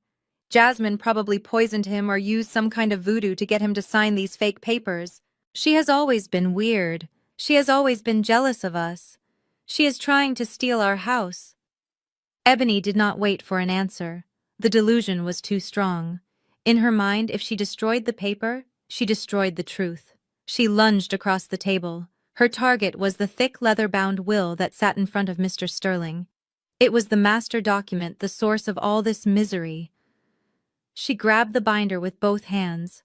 Her fingernails dug into the leather. She tried to rip the pages out, snarling like a wild cat. "I am not letting you take what is mine," she shrieked. "This is fraud. I am going to tear this up and then I am going to call the police." I did not move to stop her. I did not have to. Mr. Sterling simply sat back in his chair. He did not wrestle her for the binder. He did not call for the guards. He watched her struggle with the heavy binding, watching her rip one of the cover pages in her frenzy. He waited until she had the paper in her hand, panting, looking triumphant. Then he spoke. His voice was calm, devoid of emotion, and amplified by the perfect acoustics of the room. "Ms. Reynolds," he said, "I would strongly advise you to look up." Ebony froze. She was breathing hard, clutching the torn paper to her chest. She looked up. Directly above the conference table, concealed within the sleek design of the lighting fixture, was a small black dome. A red light blinked steadily on its surface. "This entire meeting is being recorded for legal and security purposes," Mr. Sterling informed her. "The footage is being uploaded in real time to a secure cloud server." He adjusted his glasses, looking at her with a mix of disappointment and professional boredom. "You have just been recorded attempting to destroy a last will and testament during a formal legal proceeding. That is a felony, Ms. Reynolds. It is considered tampering with evidence and obstruction of justice. If I press this button to call the police, you will be leaving this building in handcuffs, and you will likely spend the next 3 to 5 years in a federal prison." Ebony dropped the paper as if it had turned into a burning coal. She scrambled back from the table, her hands flying up in a surrender motion. I didn't, I was just," she stammered, backing away until she hit the wall. "Sit down," Sterling ordered. The command cracked like a whip. Ebony collapsed into the nearest chair. She looked small. The bridal white dress she wore now looked ridiculous, a costume for a play that had been cancelled. Mr. Sterling smoothed the cover of the binder. He picked up the torn page and placed it carefully back inside. "It is fortunate that this is merely a copy," he said. "The original is locked in a vault in the basement. Your temper tantrum accomplished nothing but adding a potential criminal charge to your resume." He looked around the room. He looked at Preston, who was still catatonic. He looked at my parents, who were broken. And he looked at Ebony, who was terrified. "Dante knew you," Sterling said softly. "He knew all of you. He knew exactly how you would react. He predicted the greed. He predicted the anger. He predicted the denial." Sterling turned a few pages in the binder until he reached a section marked with a yellow sticky note. "And because he knew you, he added a very special clause to this will. It is a conditional bequest. We call it the respect clause." I felt a lump form in my throat. I knew this part. This was the part that proved beyond a shadow of a doubt that Dante was a better human being than any of them deserved. Mr. Sterling began to read. "To my wife's family, Robert, Patricia, and Ebony Reynolds, I leave the option to forgive the entirety of the debt associated with the property at 12 Oakwood Lane."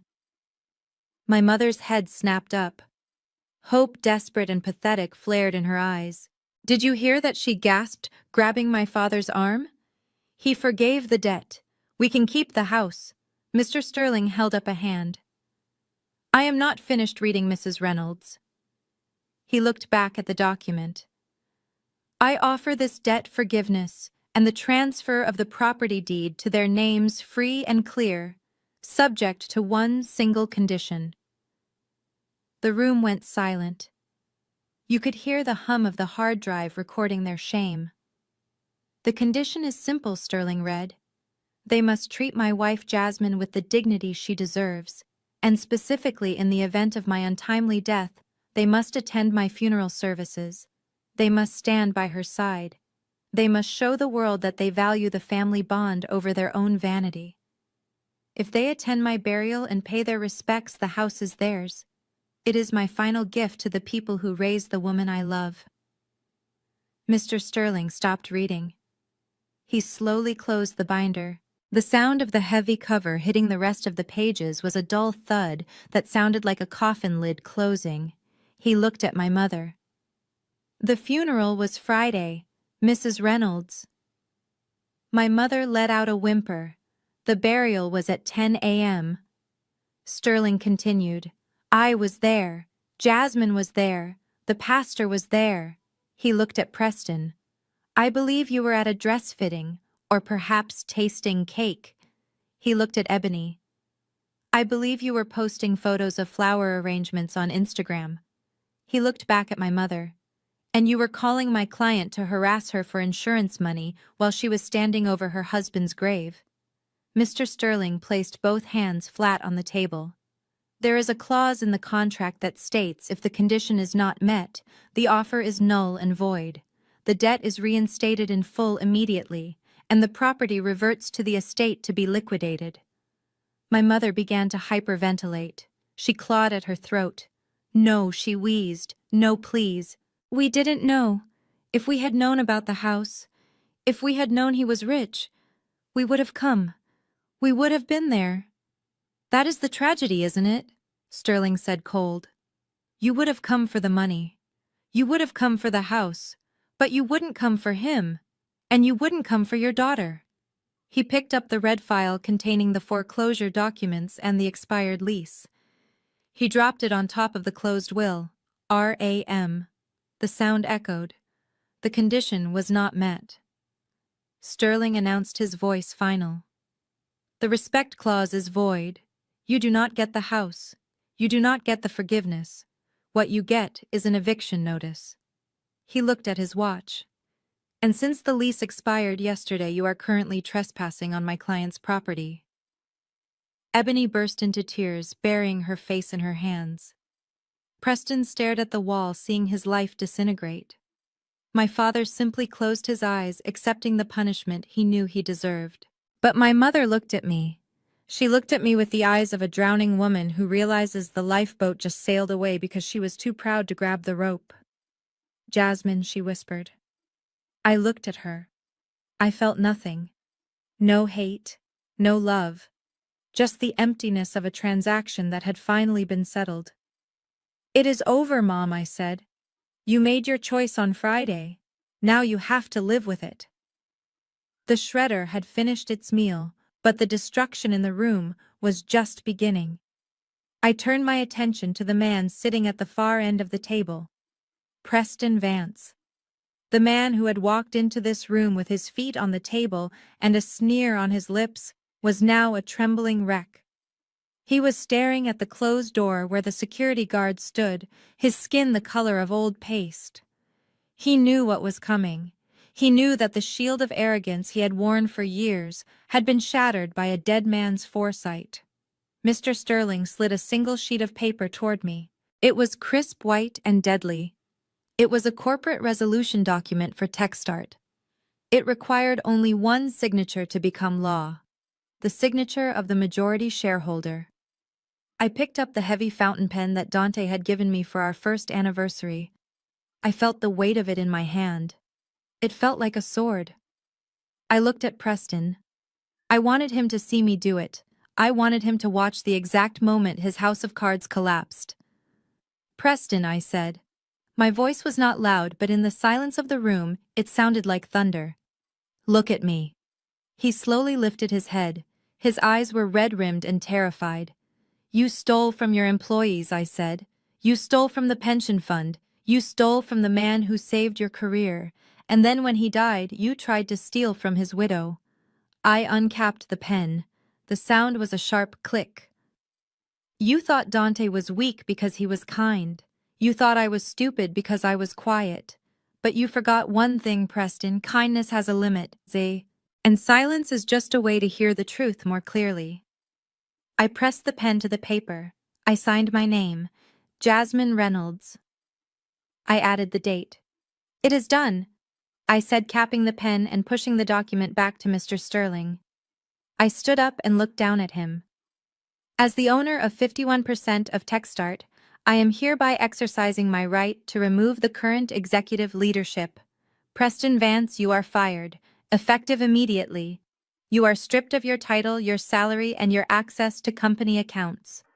Preston let out a strangled sound. Half sob, half gasp. Jasmine, wait, he pleaded. You can't do this. The investors, the market. I am not finished. I cut him off. Mr. Sterling picked up the thread, his voice like a hammer. Furthermore, Mr. Vance, the estate of Dante Reynolds, is filing a civil lawsuit against you for the recovery of $2.1 million in embezzled funds. We have already contacted the district attorney's office regarding the criminal charges. Your assets have been frozen as of this morning to prevent flight. Frozen, Preston whispered. What do you mean frozen? I mean you have $0, Preston Sterling said. Your bank accounts are locked. Your credit cards are canceled. Your leased car downstairs is currently being towed. Preston looked around the room frantically. He looked at the window as if looking for an escape route. Then his eyes landed on Ebony. My sister was sitting frozen in her chair, her face a mask of shock. She was clutching her white dress, the dress she had planned to wear to her rehearsal dinner. Ebony Preston gasped, scrambling out of his chair. He rushed toward her, falling to his knees beside her seat. Baby, you have to talk to her. Tell her she is crazy. We can fix this. We just need a little time. He reached out to grab her hand. His palms were sweaty. He looked desperate, pathetic, a drowning man trying to pull someone down with him. Ebony, please, he begged. We are getting married in 2 months. We are a team. We can get through this. Your parents can help us. We can use the house equity. He stopped. He remembered the house was gone. He remembered the parents were broke. Ebony, I love you, he cried. Just stand by me. I watched my sister. I watched the woman who had spent her entire life chasing status. I watched the woman who had mocked my marriage to a mechanic because she wanted a prince. I watched her look at the man kneeling on the floor. She did not see a prince anymore. She saw a pauper. She saw a criminal. She saw a man who could no longer buy her the lifestyle she felt entitled to. Ebony pulled her hand away as if he had burned her.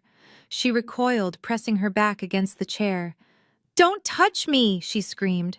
Preston froze. Ebony, get away from me, she yelled, her face twisting in disgust. You are broke. You stole money. You are going to prison, but we are in love, Preston stammered. I am not marrying a felon, Ebony shrieked. I am not marrying a man with no money. Do you know how embarrassing this is? Do you know what my friends will say? You lied to me, Preston. You told me you were rich. She stood up, shaking her dress to make sure he hadn't touched it.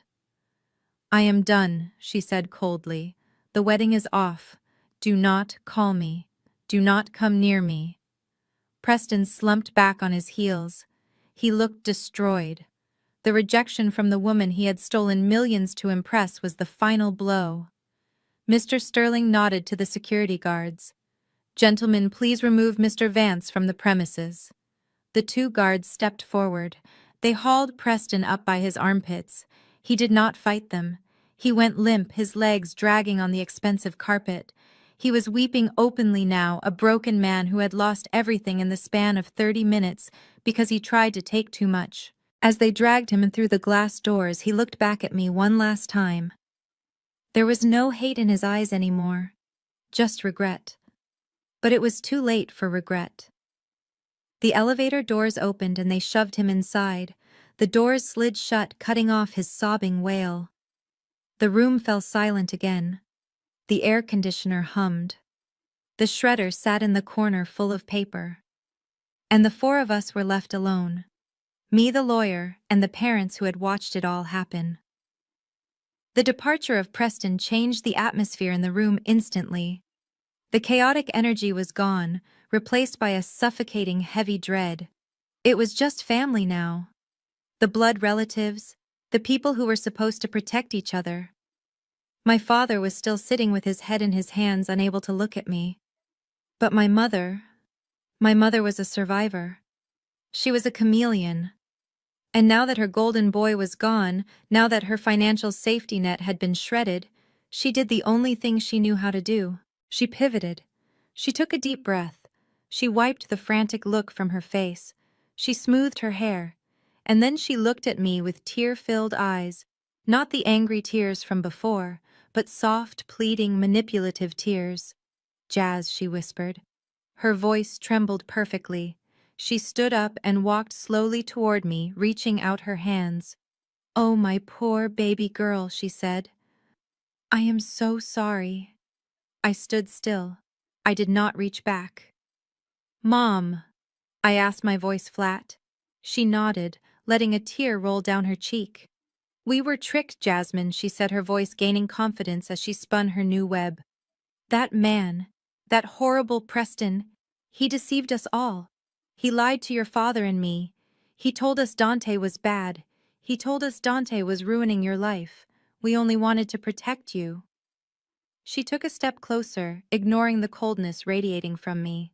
"You know you are my favorite, right? You have always been the sensible one, the smart one. I knew you would figure it out.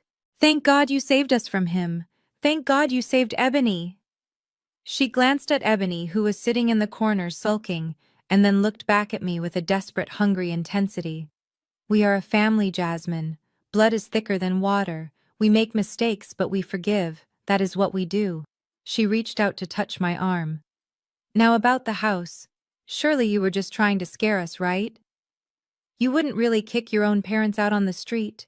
You are a good daughter. You are the most dutiful daughter I have. You wouldn't do that to your mother." I looked at her hand on my sleeve. It was the same hand that had tried to slap me 20 minutes ago. It was the same hand that had clawed at my purse for the insurance papers. I stepped back. Her hand fell to her side. I closed my eyes for a second. The image of the boardroom vanished. Instead, I saw the cemetery again. I felt the cold rain soaking into my black dress. I felt the mud seeping into my shoes. I saw the empty chairs. I heard the silence where my family's voices should have been. Then I opened my eyes. I looked at the crystal water pitcher on the table. I imagined it was the champagne they had been drinking while I was lowering Dante into the ground. "When I called you 50 times on Friday, Mom," I said quietly. "Where were you?" Patricia blinked. I told you, Jasmine. We were busy with the engagement." "No." I cut her off. "You were drinking wine. You were laughing. You were choosing centerpieces." I took a breath. The anger was gone. In its place was a clarity so sharp it hurt. I stood alone in the rain. "Mom, I buried the man who loved me, and I turned around to see who was there to hold me up. And do you know what I saw? I saw nothing. I looked at my father. I saw nobody. I looked back at her. You made your choice that day. You chose the party. You chose the image. You chose the lie." "But Jasmine," she pleaded, her voice rising in panic. "We are your parents. You owe us. I owe you nothing," I said. My voice filled the room. "Dante paid my debt. He paid it for 5 years. He paid it with every dollar of rent he didn't charge you. He paid it with every insult he swallowed. He bought you 5 years of dignity, and you repaid him with contempt." Mr. Sterling handed me the final folder. It was the eviction notice. "I am not kicking you out because I am cruel, Mom," I said. "I am kicking you out because it is business. And unlike you, I respect my husband's business." I placed the folder on the table. "The lease is expired. The debt forgiveness is void. You are currently squatting in a property owned by the Dante Reynolds estate." I looked at her hard and unyielding. "I am giving you 30 days. That is more generosity than you deserve. You have 30 days to vacate the premises." "But we have nowhere to go," she shrieked. "Or," I continued, ignoring her outburst, "you can buy the house." Her eyes lit up for a second. "Buy it?" "Yes," I said. "At fair market value, plus the back interest on the loan Dante paid off." I looked at Mr. Sterling.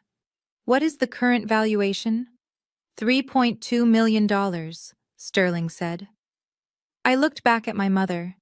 "You have 30 days to come up with $3.2 million. If the money is wired to the estate account by the deadline, you can keep your mansion. You can keep your status.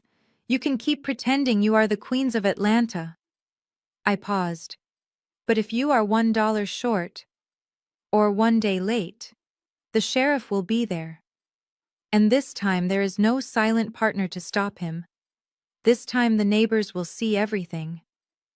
My mother collapsed into the chair. She knew. She knew they didn't have $3 million.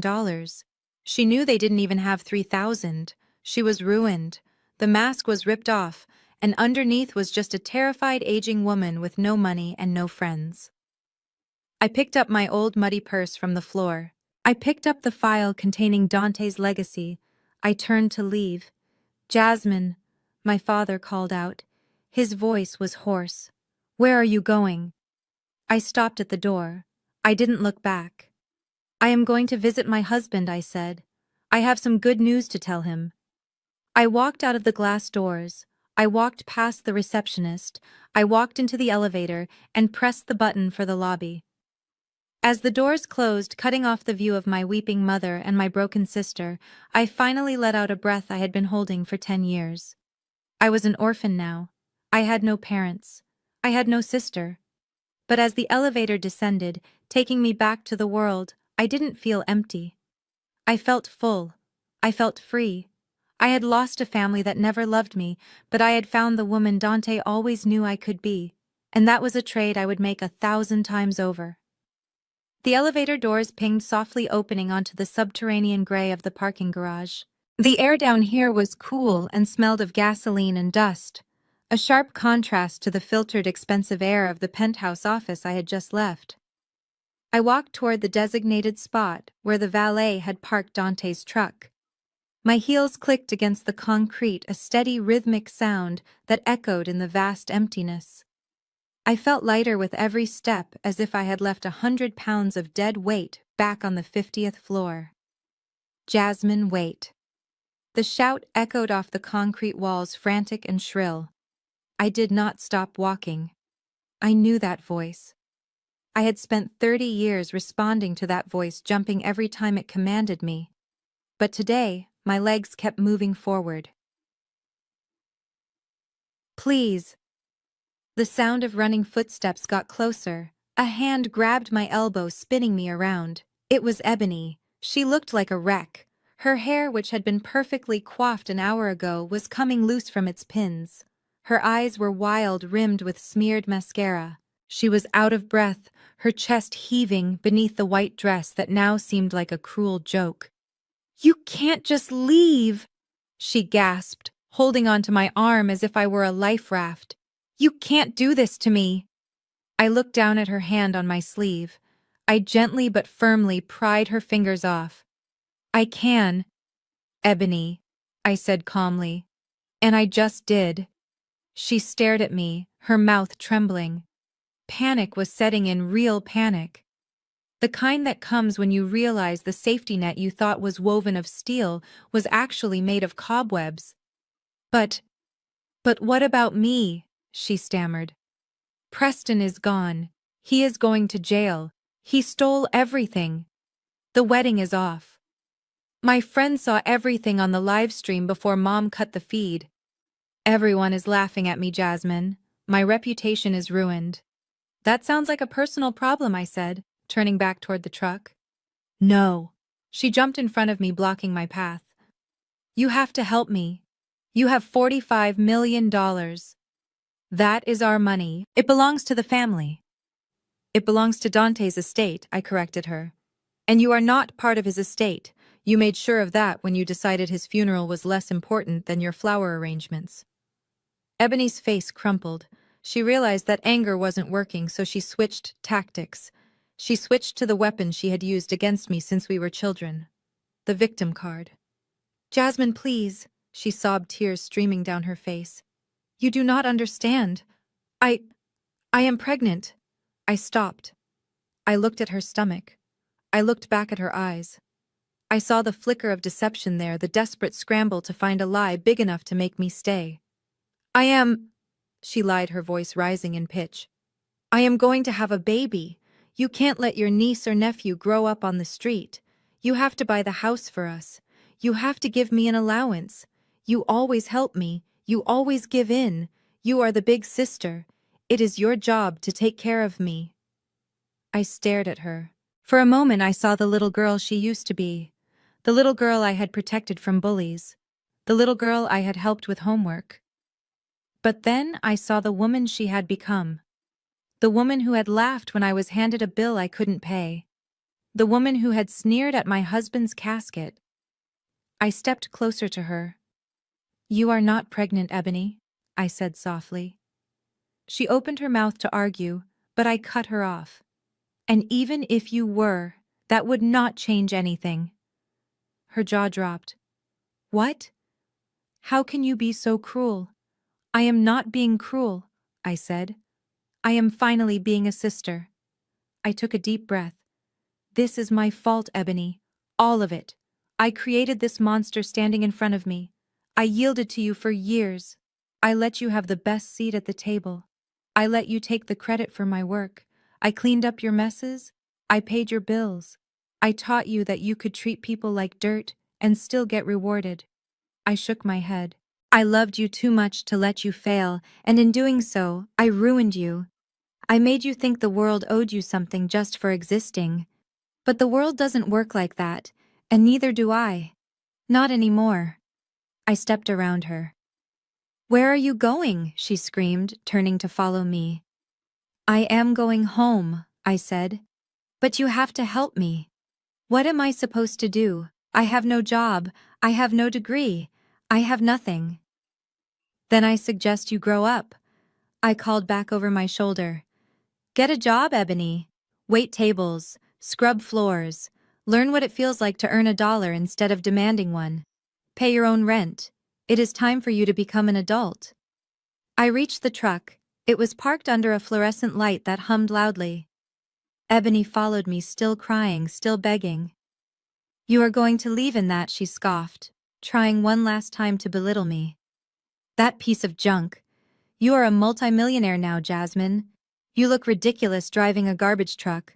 I stopped at the driver's side door. I ran my hand along the matte black finish. "You really do not see it, do you?" I asked. "See what?" she spat. "It is a Ford. It smells like grease." I pointed to the small silver cobra emblem on the side panel. "This is not just a Ford, Ebony. This is a Shelby F-150 Super Snake. It has 750 horsepower. It is a limited edition. There are only 100 of them in the world." I saw the confusion on her face. She didn't speak car, but she spoke money. "Dante bought this 3 years ago," I explained. "He modified the engine himself. This truck is worth $150,000. Ebony's eyes went wide. She looked at the truck again. Suddenly, it didn't look like junk to her. It looked like a pile of cash on wheels. 150, she whispered. I opened the door and climbed up into the cab. The leather seat hugged me. I felt safe. I felt powerful. "It was never a piece of junk, Ebony," I said, looking down at her from the driver's seat. "You just never bothered to look past the dirt to see the value. Just like you never looked past Dante's clothes. And just like you never looked past me." I shut the door. The sound was solid, heavy, and final. I turned the key. The engine roared to life, a deep, aggressive thunder that echoed off the concrete walls of the parking garage, drowning out Ebony's voice. She flinched, stepping back, covering her ears. I shifted into gear. I did not look at her again. I pressed the gas pedal, and the truck surged forward. I drove up the ramp toward the sunlight, leaving my sister standing alone in the cold gray dark of the underground, crying over a life she had thrown away with both hands. 30 days is a long time when you are waiting for a check, but it is a very short time when you are waiting for an eviction. The month flew by in a blur of legal paperwork and quiet mornings. The deadline came and went. No wire transfer of $3 million arrived. No miracle happened. I did not go to the house to watch them leave. I did not need to see the moving trucks or the tears. Mr. Sterling handled it all. He told me that the sheriff had arrived at 9:00 a.m. sharp. He told me that my mother had tried to barricade herself in the master bedroom, screaming that she was the lady of the house, until the deputies gently but firmly escorted her out. Now as I drive past the neighborhood on my way to the site, I see the sign. It is a tasteful wooden sign hanging from a post in the manicured lawn. For sale, by owner. The house stands empty, its windows dark. It is just a pile of bricks now. Without my family's pretense filling it, it looks almost small. I heard from a mutual acquaintance that my parents moved into a 2-bedroom apartment in a complex on the outskirts of the city. It is old. The carpets are stained. My mother refuses to leave the apartment because she is afraid someone she knows might see her. My father has taken a job as a greeter at a hardware store to supplement their social security. He looks tired, but I hear he is quieter now, less angry. Perhaps the silence is good for him. Preston is currently out on bail, awaiting trial for embezzlement and fraud. The district attorney is not offering a plea deal. He is looking at 10 years in federal prison. His name is Mud in the tech world. And Ebony. My golden sister. The last I heard, she found a job. She is working as a hostess at a chain restaurant near the mall. She has to wear a uniform with a name tag. She has to smile at customers who don't care who she is. She has been blocked by all her friends on social media after the scandal broke. She is learning day by day that the world does not owe her a living. Maybe, just maybe, this is the best thing that ever happened to her. But I do not spend much time thinking about them. I am too busy. I parked the truck on the gravel road and stepped out into the warm afternoon sun. The air smelled of freshly turned earth and blooming jasmine. I stood in the middle of a 10-acre plot of land that used to be an abandoned industrial lot. Now it was transformed. Construction crews were grading the soil. Landscape architects were planting rows of oak trees. In the center, the foundation was being poured for a community center that would teach engineering and mechanics to underprivileged youth. I walked over to the large wooden sign that had just been erected at the entrance. The Dante Reynolds Memorial Park and Community Center. I ran my fingers over his name. This was his money. This was his legacy. He wasn't hoarding it. He was planting it. I walked back to the truck to grab my water bottle. As I opened the center console, my hand brushed against something stuck in the back of the compartment. It was an envelope. It was old, slightly crinkled, with my name written on the front in Dante's messy, distinctive scrawl. My heart stopped. I sat on the edge of the driver's seat, my hands trembling as I opened it. It was a letter. He must have hidden it there months ago, knowing that I was the only one who ever drove the truck, and knowing that I only cleaned it out thoroughly once a year. I unfolded the paper. My dearest Jazz, it read. If you are reading this, it means I have gone on ahead of you. I know you are sad. I know you are scared. But I need you to listen to me. I wiped a tear from the page before it could smear the ink. I know your family makes you feel small. I know they make you feel like you are not enough. I have watched them chip away at your spirit for 10 years, and it broke my heart every single day. But I also watched you rise. I watched you be kind when they were cruel. I watched you work hard when they were lazy. You are the strongest woman I know. Do not let them break you, Jazz, and do not let them change you. You have a fire in you that they cannot understand. I left everything to you, not just because I love you, but because I trust you. I trust you to build a life that makes you happy. I trust you to find the freedom you deserve. Do not grieve for me too long. Look at the sky. Look at the trees. I am there. And remember, don't be sad that your family doesn't love you the way you need. I love you enough for the whole world. Love always, Dante. I pressed the letter to my chest. I sat there in the quiet cab of the truck and I cried. But they were not tears of pain. They were tears of release. He was right. He had loved me enough to fill every empty space my parents had left. He had loved me enough to shield me even from beyond the grave. I looked out at the green field, at the workers building the future, at the blue sky stretching endlessly above. They say that blood is thicker than water. They say that family is everything. But I have learned the truth. Family is not the DNA you share. Family is not the people who sit at your table and drink your wine while mocking your life.